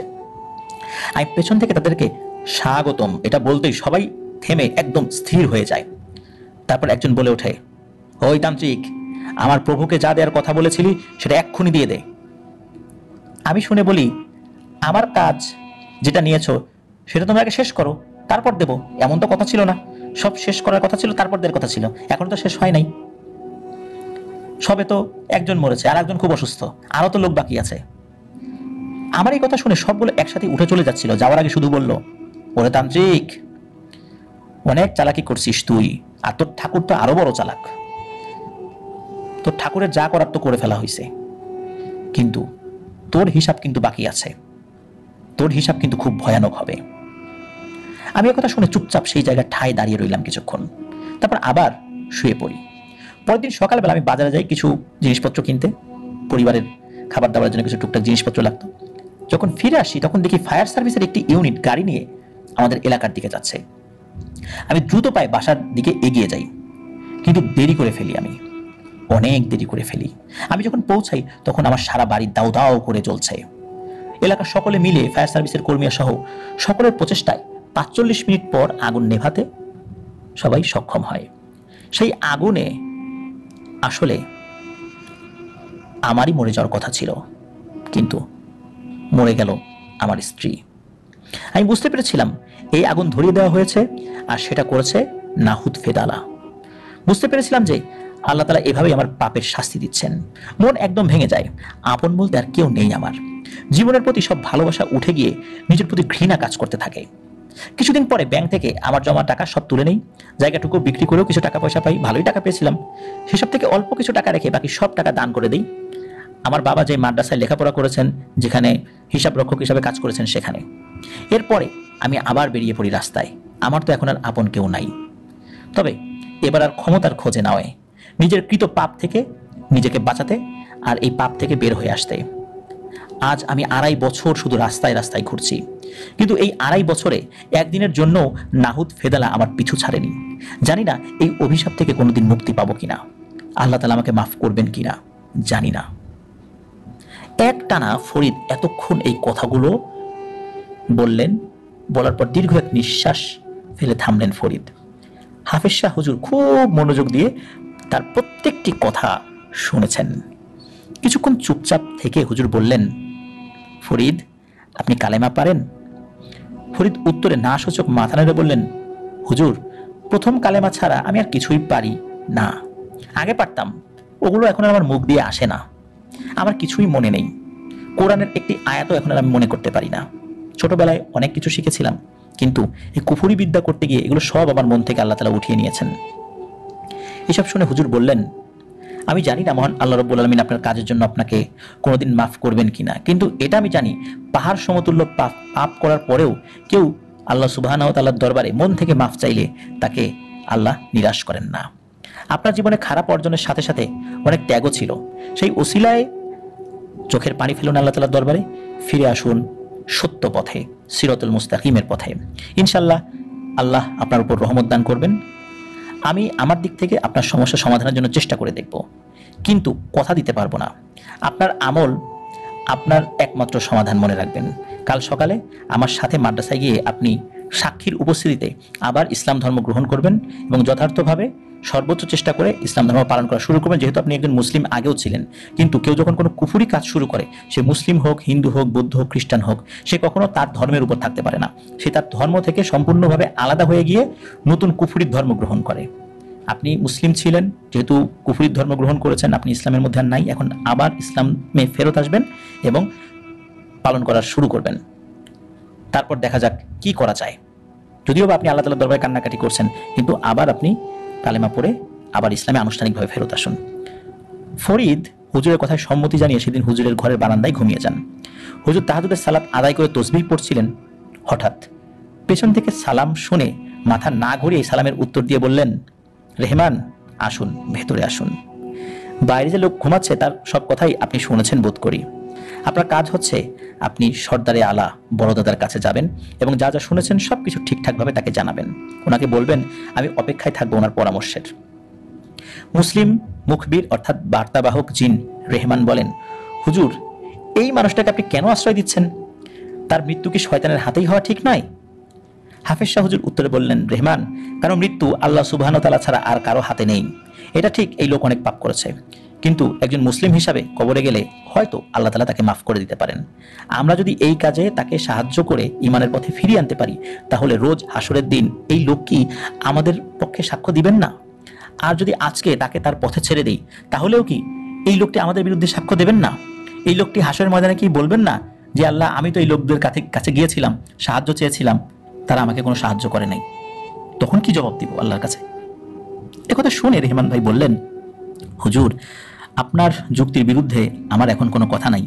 আমি সব জানাবো আমাদের সুলতানকে একথা বলে রেহমান ভাই সালাম দিয়ে বের হয়ে যান। সকালে ফজরের নামাজের পর হুজুর ফরিদকে ঘুম থেকে তুলে নিয়ে মাদ্রাসায় চলে আসেন। সেদিন ফরিদ আবার ইসলাম ধর্ম গ্রহণের মাধ্যমে একজন মুসলিম হিসাবে নতুন জীবন শুরু করেন। হাফিজ শাহ হুজুর ফরিদকে মাদ্রাসার পরিষ্কার পরিচ্ছন্নতার কাজ দিয়ে মাদ্রাসায় তার থাকা খাওয়ার সব বন্দোবস্ত করে দেন। এভাবেই মাসখানেক কেটে যায়।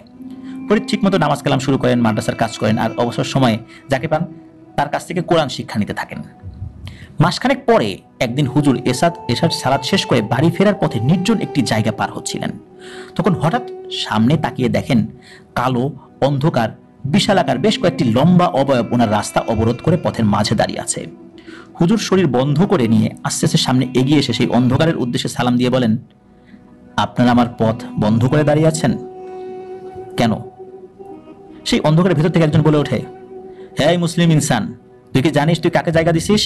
সে তো একজন তান্ত্রিক, তার হাতে ইনসানের রক্তের গন্ধ আছে, তুই কি সেই গন্ধ পাস নাই? এরে আমাদের কাছে ছেড়ে দে, ওর সাথে আমাদের হিসাব নিকাশ বাকি আছে, আমাদের প্রভু ওর জন্য অপেক্ষা করছে। হাফিজ শাহ হুজুর রাগান্বিত স্বরে বলেন, এই শয়তান, তোর প্রভুকে গিয়ে বল সে এখন কোনো কাফির তান্ত্রিক নয়, সে এখন একজন মুসলিম, ও আমার একজন ভাই, ও সকল মুসলিমদের ভাই, তার কোনো ক্ষতি করতে আমরা দেব না। এরপরে যদি কোনোদিন আমার পথ বন্ধ করে দাঁড়াস তাহলে তোর আর তোর প্রভুর কারোর জন্যই কিন্তু ভালো হবে না। এখন যা এখান থেকে, না হলে তোদের প্রভুর দরকার হবে তোদেরকে খুঁজে বের করতে, মানে তোদের এমন অবস্থা করব তোর প্রভুই তোদেরকে খোঁজার জন্য এখানে চলে আসবে। এই কথা বলে এক পা সামনে এগোতেই সেই অবয়বগুলো উপরে উঠে শূন্যে মিলিয়ে যেতে থাকে, আর শূন্যে মিলিয়ে যেতে যেতে বলে, হেই মুসলিম ইনসান, ভুল করেছিস, অনেক বড় ভুল। এরপর হুজুর আর কোনো ঝামেলা ছাড়াই বাড়িতে পৌঁছে গেলেন। রাতে তাহাজ্জুদের জন্য উঠে অজু করে তার ব্যক্তিগত ইবাদতখানার দরজার কাছে আসতেই খুব সুপরিচিত এবং খুব সুন্দর আতরের ঘ্রাণ পান। ভেতরে ঢুকে দেখেন ওনার জায়নামাজে বড় দাদা অর্থাৎ সর্দারে আলা সালাত আদায় করছেন, এবং সারা ঘরে মন ভালো করে দেওয়ার মতো একটা উষ্ণতা বিরাজ করছে। হুজুর মুচকি হেসে বাইরে উঠোনের দিকে তাকিয়ে দেখেন সেখানে রেহমান, সাদিক, হামজা, ইখলাস সহ বড় দাদার অনুগত অসংখ্য মুসলিম জিন এসেছেন। এই দেখে হুজুর ভেতরে এসে বড় দাদার পাশে দাঁড়িয়ে সালাত আদায় করেন। সালাত আদায় শেষে দুজন সালাম বিনিময় করে মুসাফা করে সামনাসামনি বসলেন। বড় দাদা কথা শুরু করলেন, হাফেজ শাহ, রেহমান আমাকে সব বলার পরে আমি শুরুতে খুব রেগে যাই। আপনি জানেন যে এই টাইপের কাজ কেউ যদি করে আমার ভালো লাগে না, আর ও এত খারাপ কাজ করেছে, শয়তানের সমস্ত জঘন্য কাজগুলো ওর হাত দ্বারা হয়েছে, আমার কি রাগ করা অনুচিত বলেন? একথা শোনার পর হাফেজ শাহ হুজুর একটু চুপ করে থাকলেন। এরপর বড় দাদা আবার বলতে থাকেন, কিন্তু এরপরে রেহমান বলল, আপনি হাসুরের দিনের সাক্ষ্য নিয়ে কিছু কথা বলেছিলেন। শুনে আমি বেশ অবাক হলাম, কারণ এত ছোট্ট বিষয়টি আমার মাথায় আসেনি। আর ঠিক এই জায়গাতেই রব্বুল আলামিন ইনসান এবং জিন জাতিকে আলাদা করেছেন। ইনসানের মধ্যে অনেক সূক্ষ্ম বিচার বুদ্ধি আছে যেটা জিনদের মধ্যে নেই। এরপর নিজেকে কিছুটা অপরাধী মনে হতে লাগলো। তারপর সিদ্ধান্ত নিলাম আপনার কাজে সাহায্য করার, কিন্তু এই কাজে অনেক ঝামেলা রয়েছে, ঝুঁকি রয়েছে, অন্যান্য কাজের মতো এটা না। এই কাজে প্রতিপক্ষ যারা, এই প্রতিপক্ষ সরাসরি আমাদের প্রতিপক্ষ নয়, এমন একজনের পক্ষ নিয়ে কাজটা করতে হবে যার পক্ষে কাজ করতে গেলে বিভিন্ন ধরনের প্রশ্নের মুখোমুখি হতে হবে। আমি খোঁজখবর নিতে শুরু করলাম আমার যত মুখবির বা সংবাদ সংগ্রহকারী জিন রয়েছে তাদের মাধ্যমে। এবার আসল কথায় আসি। সর্বপ্রথম আমার সন্দেহ হয় এই তান্ত্রিক আপনার কোনো ক্ষতি করার উদ্দেশ্য নিয়ে এখানে এসেছে কিনা সেটা বের করা। তো যখন দেখি না, তার দিক থেকে আপনার কোনো বিপদের সম্ভাবনা নেই, তখন তার বলা কথার সত্যতা যাচাই করি। সে আপনাকে যা যা বলেছে সব সত্যি বলেছে। এবার আপনি যা জানেন না সেটা বলি, এবং এখানকার বেশ কিছু বিষয় ও নিজেও জানে না সেটাও বলি। ফরিদ নামের এই লোক যার কাছে তন্ত্রমন্ত্র শিখেছে, মনোজ ঠাকুর, এই কাফির নাহুদ ফেদালা এ একটা সময় এই মনোজ ঠাকুরের কাছে আসতো। কারণ হচ্ছে মনোজ ঠাকুর এই নাহুদ ফেদালার পুজো করত যখন সে তরুণ বয়সে ছিল। তখন তার সাহায্য নিয়ে অনেক বড় বড় কাজ করত, বিনিময়ে সে যা চাইতো তাই তাকে দিতে হতো। তার চাওয়ার ভেতরে ভোগ থেকে শুরু করে নিয়ে শয়তানের কাছে যা যা লাগে সবই ছিল। কিন্তু একটা সময় মনোজ ঠাকুর বুঝতে পারে এই কাফির নাহুদ নিজের কাজে তাকে ব্যবহার করছে, এবং কাজ শেষ হয়ে গেলে হয়তো তাকে মেরেও ফেলতে পারে, এবং এই কাজটাই সাধারণত ইফরিত শ্রেণীর জিনেরা করে থাকে। তাই সে নিজের ক্ষমতা কাজে লাগিয়ে গোপনে অনেক খোঁজ নিয়ে জানতে পারে নাহুদ ফেদালার শরীরের বাহ্যিক কোনো কিছু যদি সংগ্রহ করা যায় তাহলে নাহুদ আর তার কিছুই করতে পারবে না। কিন্তু সমস্যা যেটা হলো সেটা হলো মনা ঠাকুর নিজে এই কাজ করতে পারতো না। তার নাহুদ এবং তার অনুসারীরা সকলেই মনা ঠাকুরকে চেনে। তাই সে ফরিদকে কাজে লাগিয়ে তার কুফুরি জ্ঞানের সর্বোচ্চ ব্যবহার করে সেই দিন জঙ্গলে সেই গভীর রাত্রে নাহুদের শরীরের পশম জোগাড় করতে পারে। কারণ মনা ঠাকুর জানতো কিভাবে নাহুদ ঠাকুরকে কাছে পাওয়া যাবে, কারণ জঙ্গলের ওই জায়গাটাতে নাহুদ ফেদালা আসে আর ওখানে বিভিন্ন জিনেরা তাকে ভোগ দিয়ে যায়। মনা ঠাকুর যখন ফরিদকে নিয়ে ওদিক দিয়ে আসছিল, সে খুব সতর্কতা অবলম্বন করছে এবং তন্ত্রমন্ত্র পাঠ করছিল এবং এমন এক ধরনের তরল পদার্থ শরীরে লাগিয়ে রেখেছিল যে পিশাচ জিনেরা এই মন্ত্র পাঠ করা তরল পদার্থ যার শরীরে থাকে তাকে দেখতে পারে না। এই জন্যই এই পিশাচ জিনেরা মনা ঠাকুর এবং ফরিদ এই দুইজনকে দেখতে পায় নাই। ভয়ঙ্কর বাঘের বেশে সে সুন্দরবনে চলাফেরা করে। আর ওই দিনটা এমন ছিল, ওই দিন শেষে যখন রাত চলে আসবে ওই রাত্রে ওই বিশেষ জায়গায় নাহুদ ফেদালা আসে ভোগ নেয়ার জন্য। আর ওই রাত্রেও সে সেটাই করেছিল। ফরিদকে দিয়ে জঙ্গলের ভেতর থেকে নাহুদের শরীরের পশম জোগাড় করতে সক্ষম হয় মনা ঠাকুর। এরপর নাহুদ রাগে পাগল হয়ে যায়, তার শরীরে সেই পশম উদ্ধার করতেই হবে। এই ধরনের একটা সমস্যার মধ্যে নাহুদ পড়ে যায়। আর মনা ঠাকুর সে কিন্তু ফরিদের কাছ থেকে কিছু পশম নিয়ে নিয়েছিল, কিন্তু মনা ঠাকুর জানতো না যে ফরিদের কাছে আরো কিছু পশম অবশিষ্ট রয়ে গেছে। এইটা ফরিদও কখনো মনা ঠাকুরকে বুঝতে দেয়নি। নাহুদ নিজের শরীরের সেই পশম উদ্ধার করতে পাগল হয়ে যায়। কারণ হচ্ছে নাহুদ নিজের শরীরের উপরই জাদু করেছিল। এটা এমন এক জাদু যা তাকে একটি ক্ষুদ্র পিঁপড়া থেকে শুরু করে নিয়ে পৃথিবীতে যত মাখলুকাত রয়েছে তাদের বাহ্যিক আকার ধারণ করতে সাহায্য করে।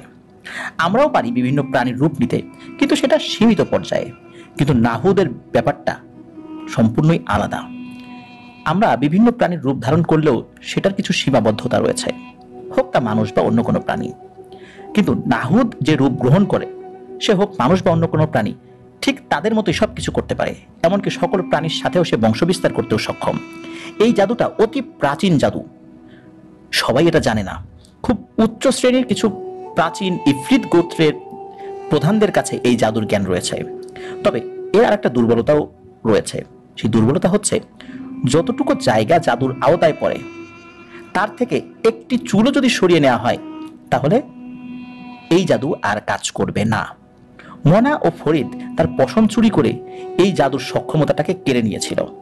এই কারণে নাহুদ মারাত্মক ক্ষেপে যায়, কিন্তু তার শরীরের অংশ যাদের হাতে রয়েছে তাদের সে ক্ষতি করতে পারবে না, কারণ জাদুপুত এই অংশ দ্বারা তাকে হত্যা করা সম্ভব। তার মানে হচ্ছে এই পশম দ্বারা তাকে হত্যা করা সম্ভব। ফরিদ যেহেতু চুরি করেছে তাই সেই রাগে নাহুদ তার বাবাকে ছাদ থেকে ফেলে হত্যা করেছে। এটা মূলত একটা কৌশলে ওই ফরিদের আত্মীয়া এক মহিলার উপর এক পিশাচকে পাঠিয়ে দিয়ে কৌশলে তার বাবাকে নিয়ে এসে হত্যা করিয়েছে। এটা সম্পূর্ণটাই একটা চক্রান্ত ছিল। আপাতত দৃষ্টিতে সেটা স্বাভাবিক মনে হলেও, আর ফরিদের নির্বুদ্ধিতার কারণে না জেনেই যাচাই বাছাই না করে নাহুদের সাহায্য নিয়ে কাজ করতে গিয়ে তার দেওয়া জাদুর জিনিসে নিজের রক্ত দিয়েছিল ফরিদ। এটা কিন্তু নাহুদ ইচ্ছা করেই করেছিল। জাদুর কথা বলতে গিয়ে ওখানে একটা নিয়ম লিখে দিয়েছিল যে জাদু করবে তার শরীর রক্ত দিতে হবে, যার কারণে ফরিদ নিজেই রক্ত দিয়েছিল। এখানে ফরিদ নিজেও জাদুর প্রকোপে পড়ে যায়। ফরিদ নিজেই এই জাদুতে আক্রান্ত হবে। আরো একটা সমস্যা হলো যে সেই কুমড়ো বীজের সাথে মূলত সবকিছু গুলো মিশিয়ে দেওয়া হয়। সবার মৃত্যু হওয়ার পর ফরিদ নিজেই সেই জাদুতে আক্রান্ত হবে। কিন্তু সঠিক সময় আল্লাহ তাআলা ফরিদকে নিজের ভুল বোঝার ক্ষমতা দেন, যার কারণে সেই কুমড়ো গাছের গোড়ায় নাহুদের অল্প কিছু পশম রেখে আসায় নাহুদ নিজেও সেই জাদুর প্রকোপে পড়ে যায়। এইখানে ফরিদ খুব একটা ভালো কাজ করেছিল। সেটা হচ্ছে যে ফরিদ বুঝতে পেরেছিল যে এই জাদুর জিনিসগুলোর মধ্যে যার শরীরের অংশ দেয়া হবে সেই জাদুর প্রকোপে পড়বে। ফরিদ যখন বুঝতে পারে যে নাহুদের পশম ওর কাছে আছে, এটাই নাহুদের সবচেয়ে বড় দুর্বলতা। এই কারণেই ওই জাদুর মধ্যে নাহুদের পশম ঢুকিয়ে দেওয়া হয়, যার ফলশ্রুতিতে এই জাদুর মধ্যে নাহুদ ফেদালা নিজেই পড়ে গিয়েছে। এখন নিজের দেয়া কালো জাদু থেকে নিজেকে রক্ষা করতেই হিমশিম খেতে হচ্ছে নাহুদ ফেদালাকে। সেই রাগে সেদিন বাজারে যাওয়ার পর নাহুদ প্রথমে ঘরে গিয়ে ফরিদের স্ত্রীকে হত্যা করে এবং ফরিদের বাড়ি পুড়িয়ে তাকে একদম নিঃস্ব করে দেয়। তার পরিকল্পনা হচ্ছে ফরিদকে ধাওয়া করতে করতে ক্লান্ত করে মেরে ফেলে তার পশম পুনরুদ্ধার করা। কিন্তু আল্লাহ সুবহানাহু ওয়া তাআলা অন্য কিছু চিন্তা করে রেখেছিলেন হয়তো, তাই আপনার সাথে দেখা হয় তার, আর আমার কাছ পর্যন্ত এই বিষয়টি আসে। ফরিদকে যেদিন একটি বানর এসে সাবধান করে, ওই দিন রাত্রে মনা ঠাকুর মারা যায়।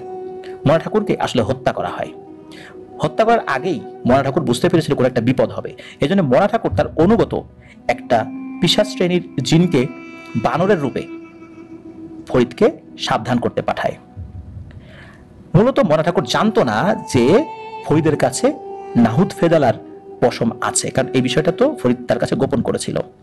যেভাবেই হোক কোনো না কোনোভাবে জিন মারফত জানতে পারে যে ফরিদের কাছে সেই পশমের কিছু অংশ আছে। এটা জানার সাথে সাথেই মূলত ওই পিশাচ জিনটাকে তার কাছে বানর রূপে পাঠায় সতর্ক করার জন্য। কিন্তু ওখানে নাহুদের যে সমস্ত অনুগত জিনেরা ছিল তারা ওই জিনটাকে হত্যা করে ফেলে। মনা ঠাকুর তান্ত্রিক হলেও সে ফরিদকে খুবই ভালোবাসত, তাই জীবনের শেষ কুফুরি ব্যবহার করে হলেও ফরিদকে বাঁচানোর জন্য নাহুদের সাথে লড়তে গিয়ে সে নিজের প্রাণ হারায়। জানি না তাকে ভালো বলবো নাকি খারাপ, কিন্তু সে যা করেছে অন্য কোনো তান্ত্রিক শ্রেণীর লোক তা কোনোদিনও করবে না। এতগুলো কথা বলে বড়দাদা থামলেন। হুজুর এবার জিজ্ঞেস করলেন, এর কি কোনো সমাধান নেই? আপনি মুসলিম জিন জাতির এত ক্ষমতাবান একজন সুলতান, আপনি কি কোনোভাবে ফরিদের জন্য সাহায্য করতে পারেন না? এ কথার উত্তরে বড়দাদা বললেন, হাফিজ শাহ, এই সমস্যার সমাধান আমি করার চেষ্টা করতে পারি, কিন্তু এতে আমার অধীনস্থ অনেক সর্দারদের প্রশ্নের মুখে পড়তে পারি। তারাও অনেক শক্তিশালী, তারা এক তান্ত্রিকের সাহায্য করার জন্য আমাকে প্রশ্নবিদ্ধ করতে পারে। আপনি নিশ্চয়ই সেটা চান না, কারণ তারা তো তান্ত্রিককে পছন্দ করে না, আমিও করি না। তাছাড়া নাহুদ কথা শোনার মতো জিন না, ওকে ডেকে নিয়ে বা বন্দি করে যে ওকে কোনো কিছু বুঝাবো, এটা কিন্তু সম্ভব হবে না। এটা খুব কঠিন একটি কাজ। বিশ্বাস করুন, এই সমস্যা আজ যদি কোনো মুসলিমের হতো, আমি তাকে ফিরিয়ে দেওয়ার একবারও চিন্তা করতাম না। আমার সমস্ত শক্তি নিয়ে আমি চেষ্টা করতাম। কিন্তু এটা এমন এক বিষয় যেটা করতে গেলে আমি আমার অনুগত অন্যান্য গোত্রের সর্দারদের কথার মুখে পড়ব, সবাই আমাকে অসম্মান করতে পারে। হাফেজ হুজুর বললেন, আপনি বারবার তাকে অমুসলিম বলছেন, এটা কিন্তু এখন আর ঠিক হচ্ছে না। মুসলিম সাক্ষীর উপস্থিতিতে তিনি আবার পুনরায় ধর্মে ফেরত এসেছেন, এই তথ্য আপনি হয়তোবা জানেন না। এই কথা বলা ও শোনার পর বড়দাদা কিছুক্ষণ চুপ হয়ে বসে রইলেন। তারপর বড়দাদা একটু চিন্তা করে আবার বললেন, তবে আপনি চাইলে আমি বলতে পারি নাহুদকে কিভাবে পরাজিত করতে পারেন। মূলত কিছু কাজ আপনাকে করতে হবে, তারপর আমরা আপনার সৈনিক হিসাবে সাহায্য করতে পারি। আমি শুরুতেই বলেছি, এই কাজটি অত্যন্ত দুরূহ ব্যাপার করা, এটা সম্পূর্ণ ভিন্ন ধর্মী কাজ। আমরা গিয়ে যুদ্ধ করে পরাজিত করলাম, বিষয়টা আসলে এতটা সহজ না। এখানে অনেকগুলো অন্য ব্যাপার কাজ করছে। হুজুর একথা শোনার পর একটু নড়েচড়ে বসলেন এবং বললেন, ঠিক আছে, তাহলে বলুন কিভাবে নাহুদকে আমরা পরাজিত করতে পারি। আপনি যেটা বলবেন আমি সেটাই করার চেষ্টা করব। একজন মুসলিম ভাইকে তো এভাবে মরতে দিতে পারি না, এক দুষ্টু শয়তানের উপাসক জিনের হাতে। বড়দাদা বললেন, আপনি সর্বপ্রথম সেই জাদু করা গাছের কাছে যান। যেই গাছের জাদু, সেই গাছের জাদু নষ্ট করে তার পাশ থেকে সেই পশম তুলে নিয়ে আসুন। ফরিদের কাছে আরো কয়েকটা পশম রয়েছে, সব একসাথে করে তারপর কাফির এই অবাধ্য জিনকে বধ করার উদ্দেশ্যে আপনি রুকিয়া করুন। যদি আপনি এভাবে কাজ করেন তাহলে আমি এবং আমার অনুগত সকলে আপনাকে শুধু সাহায্য করব তাই নয়, প্রয়োজনে আমরা জীবন দিয়ে দেব। সব শুনে হুজুর বললেন, শুকরিয়া প্রিয় বন্ধু, আমি কালই এই কাজে নেমে যাব ইনশাল্লাহ।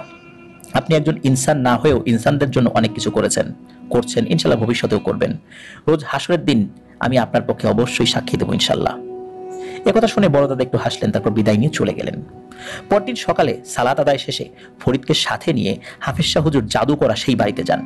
গিয়ে জানতে পারেন ততদিনে সেই পরিবারের মোট 3 জন সদস্য মারা গিয়েছেন। তাদেরকে যতটুকু সম্ভব বলে অনুমতি নিয়ে সেই জাদু করা জায়গাটা খুঁজতে থাকেন। মূলত একটা গাছের কাছে এটা করা হয়েছিল। ফরিদের সাহায্য নিয়ে কিছু সময় পরে হুজুর খুঁজে পান সেই জায়গা। নাপাক সেই প্রাণীর মাথা পুঁতে রাখা হয়েছিল যেখানে, কিন্তু ফরিদ বা হুজুর কেউই সেটাকে খুঁজে পাচ্ছিলেন না।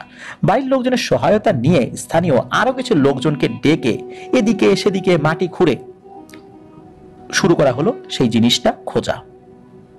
মূলত একটা ঘটনা ঘটেছিল, সেটা হচ্ছে ওখানে কিন্তু 3টা কুমড়োর বীজ রোপণ করা হয়েছিল ওই জাদুর মধ্যে। ওখান থেকে কিন্তু কুমড়ো গাছ হওয়ার কথা, কিন্তু কুমড়ো গাছের গোড়াটা কোথায় এটা কিন্তু খুঁজে পাওয়া যাচ্ছে না, গাছও খুঁজে পাওয়া যাচ্ছে না। এটা মূলত মাটির নিচ দিয়ে হয়েছিল। বেশ কিছুক্ষণ পরে হুজুর খেয়াল করেন মাটির উপরের দিকে খুব সূক্ষ্ম একটি কালো দাগ বাড়ির দিকে গিয়েছে। এটা দেখে হুজুর সামনের দিকটাতে এসে কিছুক্ষণ চুপ করে দাঁড়িয়ে রইলেন। তারপর সকলকে ওই বরাবর ঘুরতে বলেন।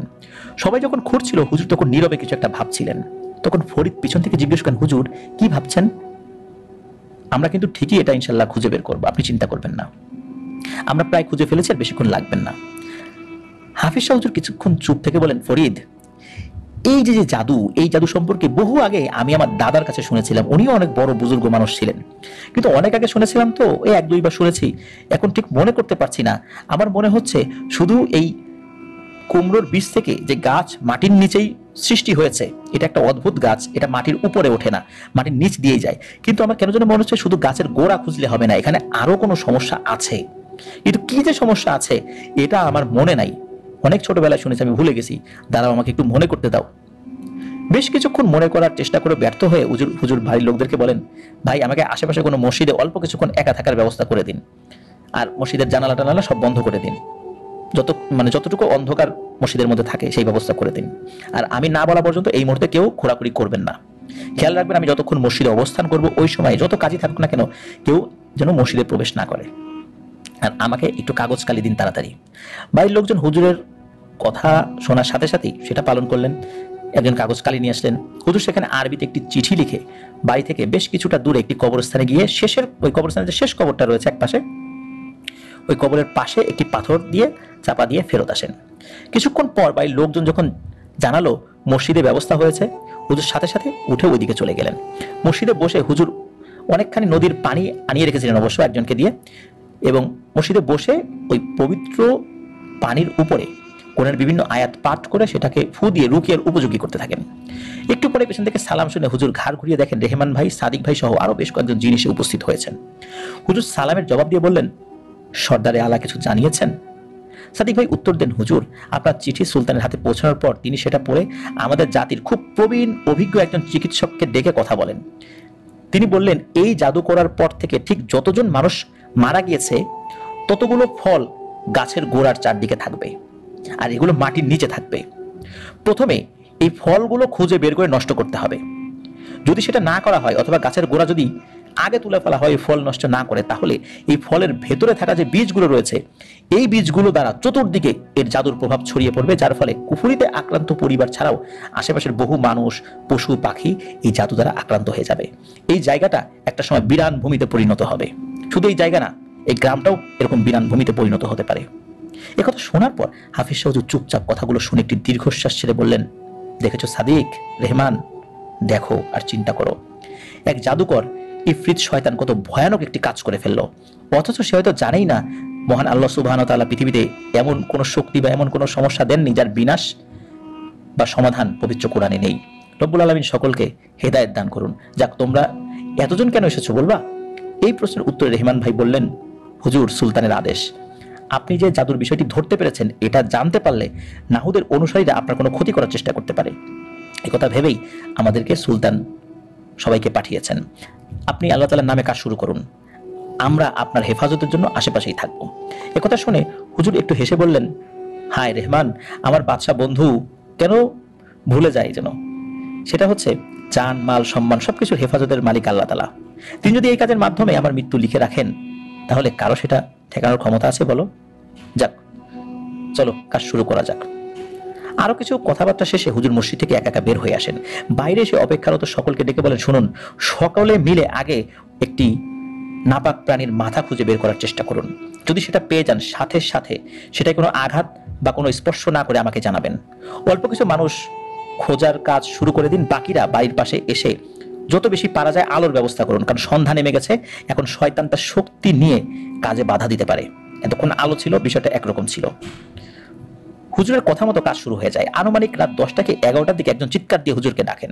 সাথে সাথে উপস্থিত সকলে গিয়ে দেখেন বাড়ির ঠিক মাঝ বরাবর মাটির 2 হাত নিচে সেই নাপাক প্রাণীর মাথা, মানে একটি শূকরের মাথা। সেই মাথার মুখের ভেতর থেকে 3টি শেকড় মাটির নিচ দিয়ে বাড়ির 3 দিকে চলে গেছে।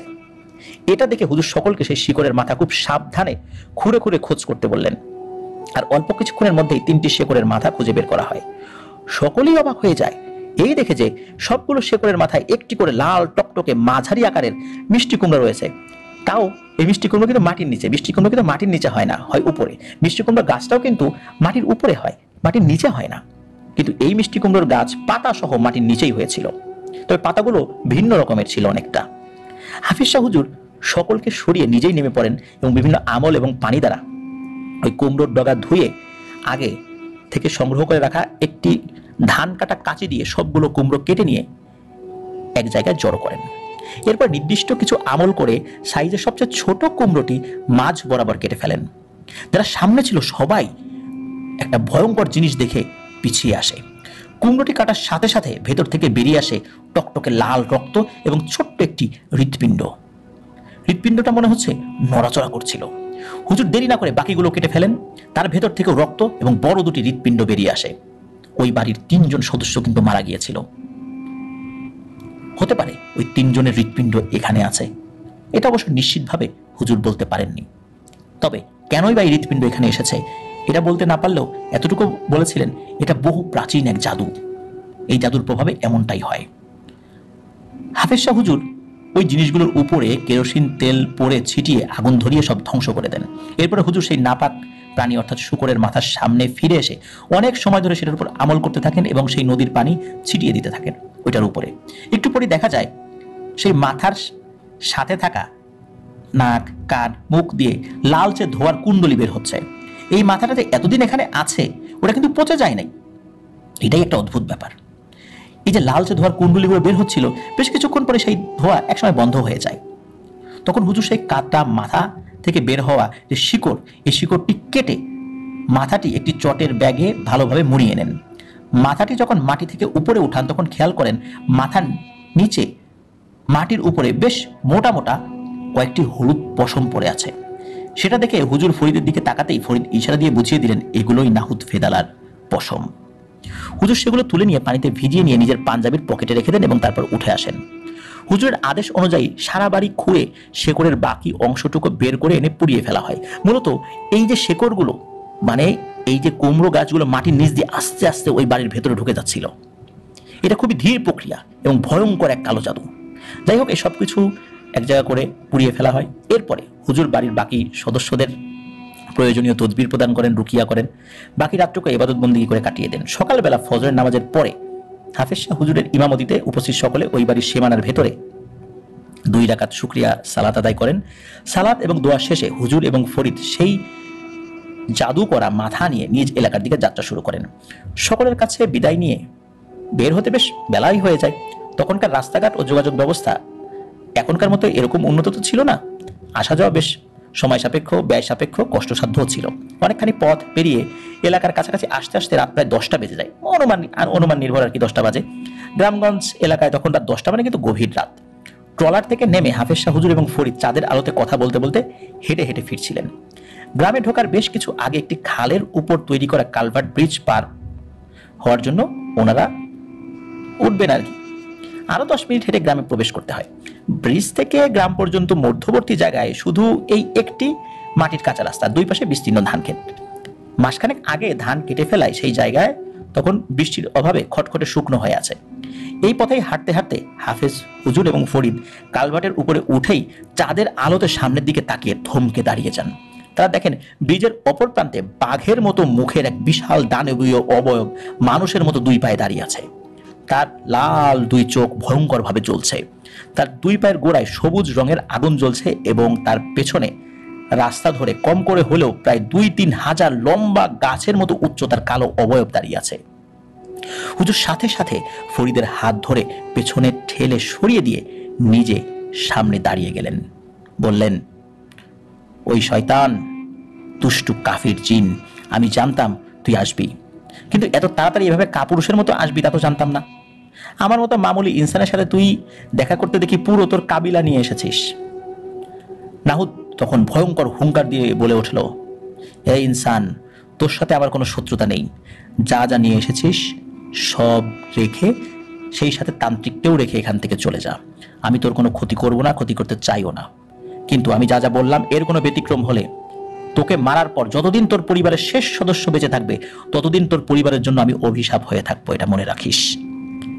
একজন একজন করে তাদের সবাইকে আমার প্রভু ইবলিশের সামনে বলি দেব। তোর মাদ্রাসার প্রতিটা বাচ্চাকে আমার সাধনার বলি বানাবো, মনে রাখিস। একথা শেষ হওয়ার সাথে সাথে হঠাৎ হুজুরের পেছনে ধুপ করে একটা শব্দ হয়।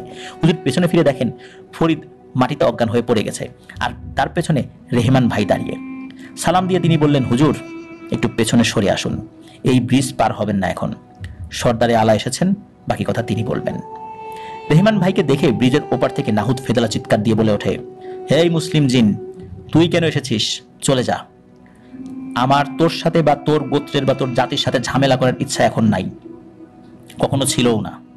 কিন্তু যদি আমার এখনকার কাজে বাধা দিতে আসিস, তাহলে তোদের জাতির কাউকে কিন্তু আমি বাঁচিয়ে রাখবো না। কারণ এখানে আমার নিজের জীবনের প্রশ্ন, এখানে আমি এমনি এমনি আসি নাই, সেটা তোরাও জানিস। আমার নিজের জীবনের জন্য হলেও আমি তোদেরকে কিন্তু মারবো যদি আমার কাজে বাধা হয়ে আসিস। রেহমান ভাই এই কথা শুনে শুধু হাসলেন। হাফেজ শাহ হুজুর কিন্তু বসে রইলেন না, তিনি ফরিদের গলায় থাকা মাদুলি খুলে নিয়ে তার সাথে নিজের খুঁজে আনা এই পশমগুলো এক করে বাম হাতের মুঠোয় চেপে ধরে দাঁড়ালেন। এর মধ্যে হঠাৎ চারদিকে কেমন যেন আরো অন্ধকার হয়ে গেল। হাফেজ শাহ হুজুর দেখলেন আরো কিছু পিশাচ জিন এসে যোগ দিয়েছেন নাহুদের দলে। এমন সময় ঘাড়ে কার হাত পড়তেই হুজুর পেছনে ফিরে দেখেন বড় দাদা ওনার ঘাড়ে হাত দিয়ে একটু হাসছেন। বড় দাদা বললেন, আপনি সরে আসুন এখান থেকে, বাকিটা আমার ছেলে ওমর তার বাহিনী নিয়ে দেখে নেবে। ফরিদকে সরিয়ে নেওয়া হয়েছে, আপনি আমার সাথে আসুন। এই বলে বড় দাদা হুজুরের হাত ধরে টানতে টানতে ব্রিজ থেকে নামিয়ে বেশ কিছুটা দূরে সরে আসেন এবং বলেন, হাফেজ শাহ, সময় হাতে খুবই কম, আপনি এই পশমের উপরে প্রয়োজনে রুকিয়া শুরু করুন। যত তাড়াতাড়ি করবেন তত কম মৃত্যু হবে। মনে রাখবেন, আপনি যত দেরি করবেন লাশের মিছিল বাড়তে থাকবে। একথা শুনেই হুজুর মাথার পাগড়ি খুলে মাটিতে বিছিয়ে কিবলামুখী হয়ে বসে নিজের ব্যাগ থেকে পানি বের করে কাজ শুরু করে দেন। এদিকে বড় দাদার পুত্র ওমর তার নেতৃত্বে হাজার হাজার মুসলিম জিন নাহুদের এই পিশাচ বাহিনীর সাথে লড়াই শুরু করে। এক ভয়ঙ্কর রক্তক্ষয়ী যুদ্ধ। রেহমান, সাদিক, হামজা, ইকরাম, ইখলাস সহ বড় দাদার অনুগত সকল জিন বিভিন্ন ধরনের তাদের ব্যবহৃত বিভিন্ন অস্ত্র নিয়ে এই দুষ্টুদের বিরুদ্ধে জেহাদে লিপ্ত হন। এদিকে হাফেজ শাহ হুজুর রুকিয়া শুরু করার পর অনেকক্ষণ পর্যন্ত নাহুদ ব্রিজের ওপারে তার বেশ কিছু অনুসারীর আড়ালে এক জায়গায় দাঁড়িয়ে নিজের জাদু মন্ত্র দ্বারা নিজেকে রক্ষা করার চেষ্টা করতে থাকে, কিন্তু সে নিজে সরাসরি কোনো যুদ্ধে আসে নাই। তার অনুগত বিভিন্ন পিশাচ শ্রেণীর জিনেরা যুদ্ধ করছে, আর তাকে ঘিরে রেখেছে তারই অনুগত কিছু জিনেরা। দেখে বোঝা যাচ্ছিল নাহুদ নিজে সরাসরি যুদ্ধ করতে পারছে না, মূলত সে নিজে নিজের জীবন বাঁচানোর জন্য চেষ্টা করছে। অথচ তার কিন্তু অসীম ক্ষমতা ছিল। কিন্তু অসীম ক্ষমতা আমরা বললেও এই ক্ষমতার সীমাবদ্ধতা কিন্তু ছিল। অসীম বলে কিছু নাই, অসীম ক্ষমতা শুধু সৃষ্টিকর্তার হাতে, তিনি সবকিছু সৃষ্টি করেছেন। যুদ্ধ চলছিল, এমন সময় হঠাৎ দেখা যায় নাহুদের পায়ের নিচ থেকে যে সবুজ আলো জ্বলছিল, এই আগুন নিভে স্বাভাবিক রঙের আগুন জ্বলে উঠলো। সবসময় কিন্তু নাহুদের পায়ের নিচে সবুজ রঙের আলো জ্বলতো, কিন্তু এবার দেখা গেল স্বাভাবিক রঙের আলো জ্বলছে। স্বাভাবিক হলেও সেই আগুনের তাপ হুজুর নিজের জায়গায় বসেও টের পাচ্ছিলেন। সাথে সাথে সকলে যুদ্ধ বন্ধ করে সেদিকে তাকিয়ে রইল। সেদিকে বলতে নাহুদের পায়ের দিকে। নাহুদের অনুগত জিনেরাও ওই দিকটাতে তাকিয়ে রইল যুদ্ধ বন্ধ করে, আবার বড় দাদার অনুগত জিনেরাও যুদ্ধ বন্ধ করে ওই দিকে তাকিয়ে রইল। অল্প সময়ের মধ্যেই আল্লাহ তাআলার দয়ায় নাহুদের শরীরে আগুন জ্বলে উঠল। জ্বলে পুড়ে সকলের সামনে ছারখার হয়ে গেল শক্তিশালী এক দুষ্টু জিন নাহুদ ফেদালা। তার মৃত্যুর পর ওই পিশাচ শ্রেণীর জিনেরা ছত্রভঙ্গ হয়ে যে যেদিকে পারে পালিয়ে গেছে, আর অনেকগুলো জিন বড় দাদার সেনাদের হাতে আটক হয়েছিল। সবচেয়ে দুঃখের ব্যাপার হলো 50 জনেরও বেশি জিন, মুসলিম জিন এই যুদ্ধে শহীদ হয়েছিলেন। আর সবচেয়ে মর্মান্তিক ব্যাপার হলো এই যুদ্ধে বড় দাদার একজন পুত্র সর্দার ওমর, তিনি শহীদ হয়েছিলেন। যুদ্ধ শেষে শহীদদের নিয়ে অশ্রুসিক্ত চোখে ফিরে যান শক্তিশালী সুলতান সর্দারে আলা তথা বড় দাদা। এরপর হাফেজ শাহ হুজুর, তারপর ফরিদ, এই ফরিদকে রেহমান ভাই সহ আরো অনেকজন মিলে পাহারা দিয়ে মাদ্রাসায় পৌঁছে দেন, হাফেজ শাহ হুজুরকেও পৌঁছে দেন। তারপর আর কোনো সমস্যা হয়নি। বড় দাদার অনুমতি এবং আগ্রহে হাফেজ শাহ হুজুর শহীদ জিনদের জানাজায় শরীক হওয়ার সৌভাগ্য পেয়েছিলেন। জানাজার 2 দিন পরে হুজুর জাদুর বাকি সবকিছু নষ্ট করে নদীতে ফেলে দেন। প্রায় মাসখানেক পার হয়ে যায়। মাদ্রাসার ছাত্রদের ক্লাস শেষ করে জোহরের পর হুজুর নিজের অফিস কক্ষে বসে কিছু কাজ করছিলেন। এমন সময় শিখ ছাড়া যে জানালাটা ছিল, ওই খোলা জানালা দিয়ে ধবধবে সাদা বিশালাকার বিড়ালের মতো একটি প্রাণী প্রবেশ করে। প্রাণীটিকে হুজুর চেনেন, এটা সাধারণ কোনো বিড়াল নয়, বড় দাদার পোষা প্রাণী। এটি একটি বিশেষ নামে পরিচিত, এটার নাম হচ্ছে নামির। নামির নামে বড় দাদা একে ডাকতেন। ঘরে ঢুকেই সেই প্রাণী হুজুরের কাছে এসে বুকে মাথা ঘষতে লাগলো। হুজুর হেসে সেটির মাথায় হাত বুলিয়ে আদর করছিলেন, আর তার গলায় ঝুলানো সুতো দিয়ে একটি বাঁধা কাগজ দেখতে পেয়ে সেটি খুলে নিলেন। তারপর নামিরকে তার দুপুরের খাবার থেকে বেশ কিছুটা ভাত দুধ দিয়ে মেখে দিয়ে তিনি কাগজখানা খুললেন। বড়দাদা পাঠিয়েছেন চিঠিখানা, তাতে সালাম দিয়ে জানিয়ে লেখা ছিল পরবর্তী জুমাবার রাতে তিনি আসবেন এবং কষ্ট করে যেন হুজুর তার জন্য একটু মিষ্টির ব্যবস্থা করেন। চিঠি পড়ে হুজুর একটু হাসেন। দুধ ভাত খেয়ে নামির যে পথে এসেছিল ঠিক সে পথেই বেরিয়ে যায়। মূলত নামিরও কিন্তু একটি জিন, কিন্তু ওই জিনটি সবসময় বিড়ালের আকৃতিতে থাকতে পছন্দ করত এবং বড়দাদা সবসময় পাশাপাশি থাকতো। এই জন্যই বড়দাদা ওই বিড়ালটিকে খুব আদর করতেন। পরবর্তী জুমাবার সারাদিনের ব্যস্ততা শেষ করে এশার নামাজ পড়িয়ে মিষ্টি নিয়ে হুজুর নিজের বাড়িতে চলে আসেন। খাওয়া দাওয়া শেষে একটু ঘুমিয়ে নিয়ে মধ্যরাতে নিজ ইবাদতখানায় এসে তসবিহ পড়ছিলেন হাফেজ শাহ হুজুর। কিছুক্ষণ পরেই দরজায় হালকা টোকা শুনে পেছনে ফিরে দেখেন সর্দারে আলা তথা বড়দাদা এবং তার সাথে খুবই প্রবীণ একজন এসেছেন।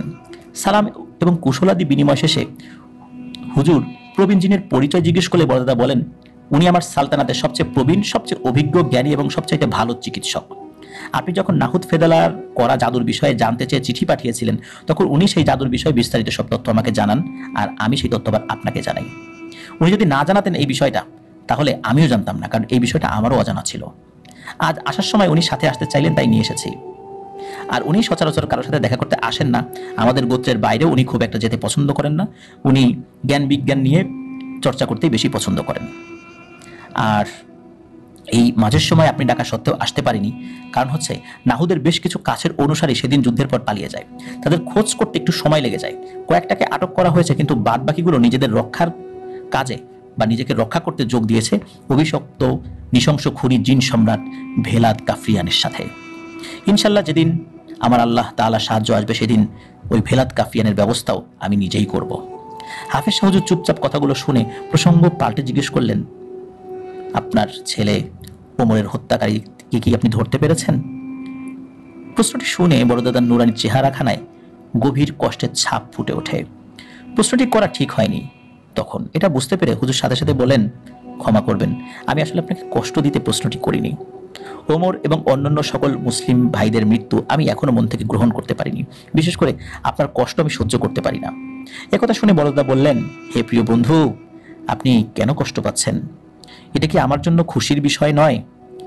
ছেলে হারানো বাবা আমি, আমার ছেলে শহীদ হয়েছে। এই ধরনের দুষ্টু জিনেরা ধর্ম বর্ণ নির্বিশেষে মানুষকে ক্ষতি করে। ওরা কোনো মুসলিম চেনে না, ওরা কোনো হিন্দু চেনে না, ওরা বৌদ্ধ খ্রিস্টান চেনে না, ওরা শুধু ওদের স্বার্থটা চেনে। আর এই কারণেই ওরা যে কারো উপর ঝাঁপিয়ে পড়তে পারে।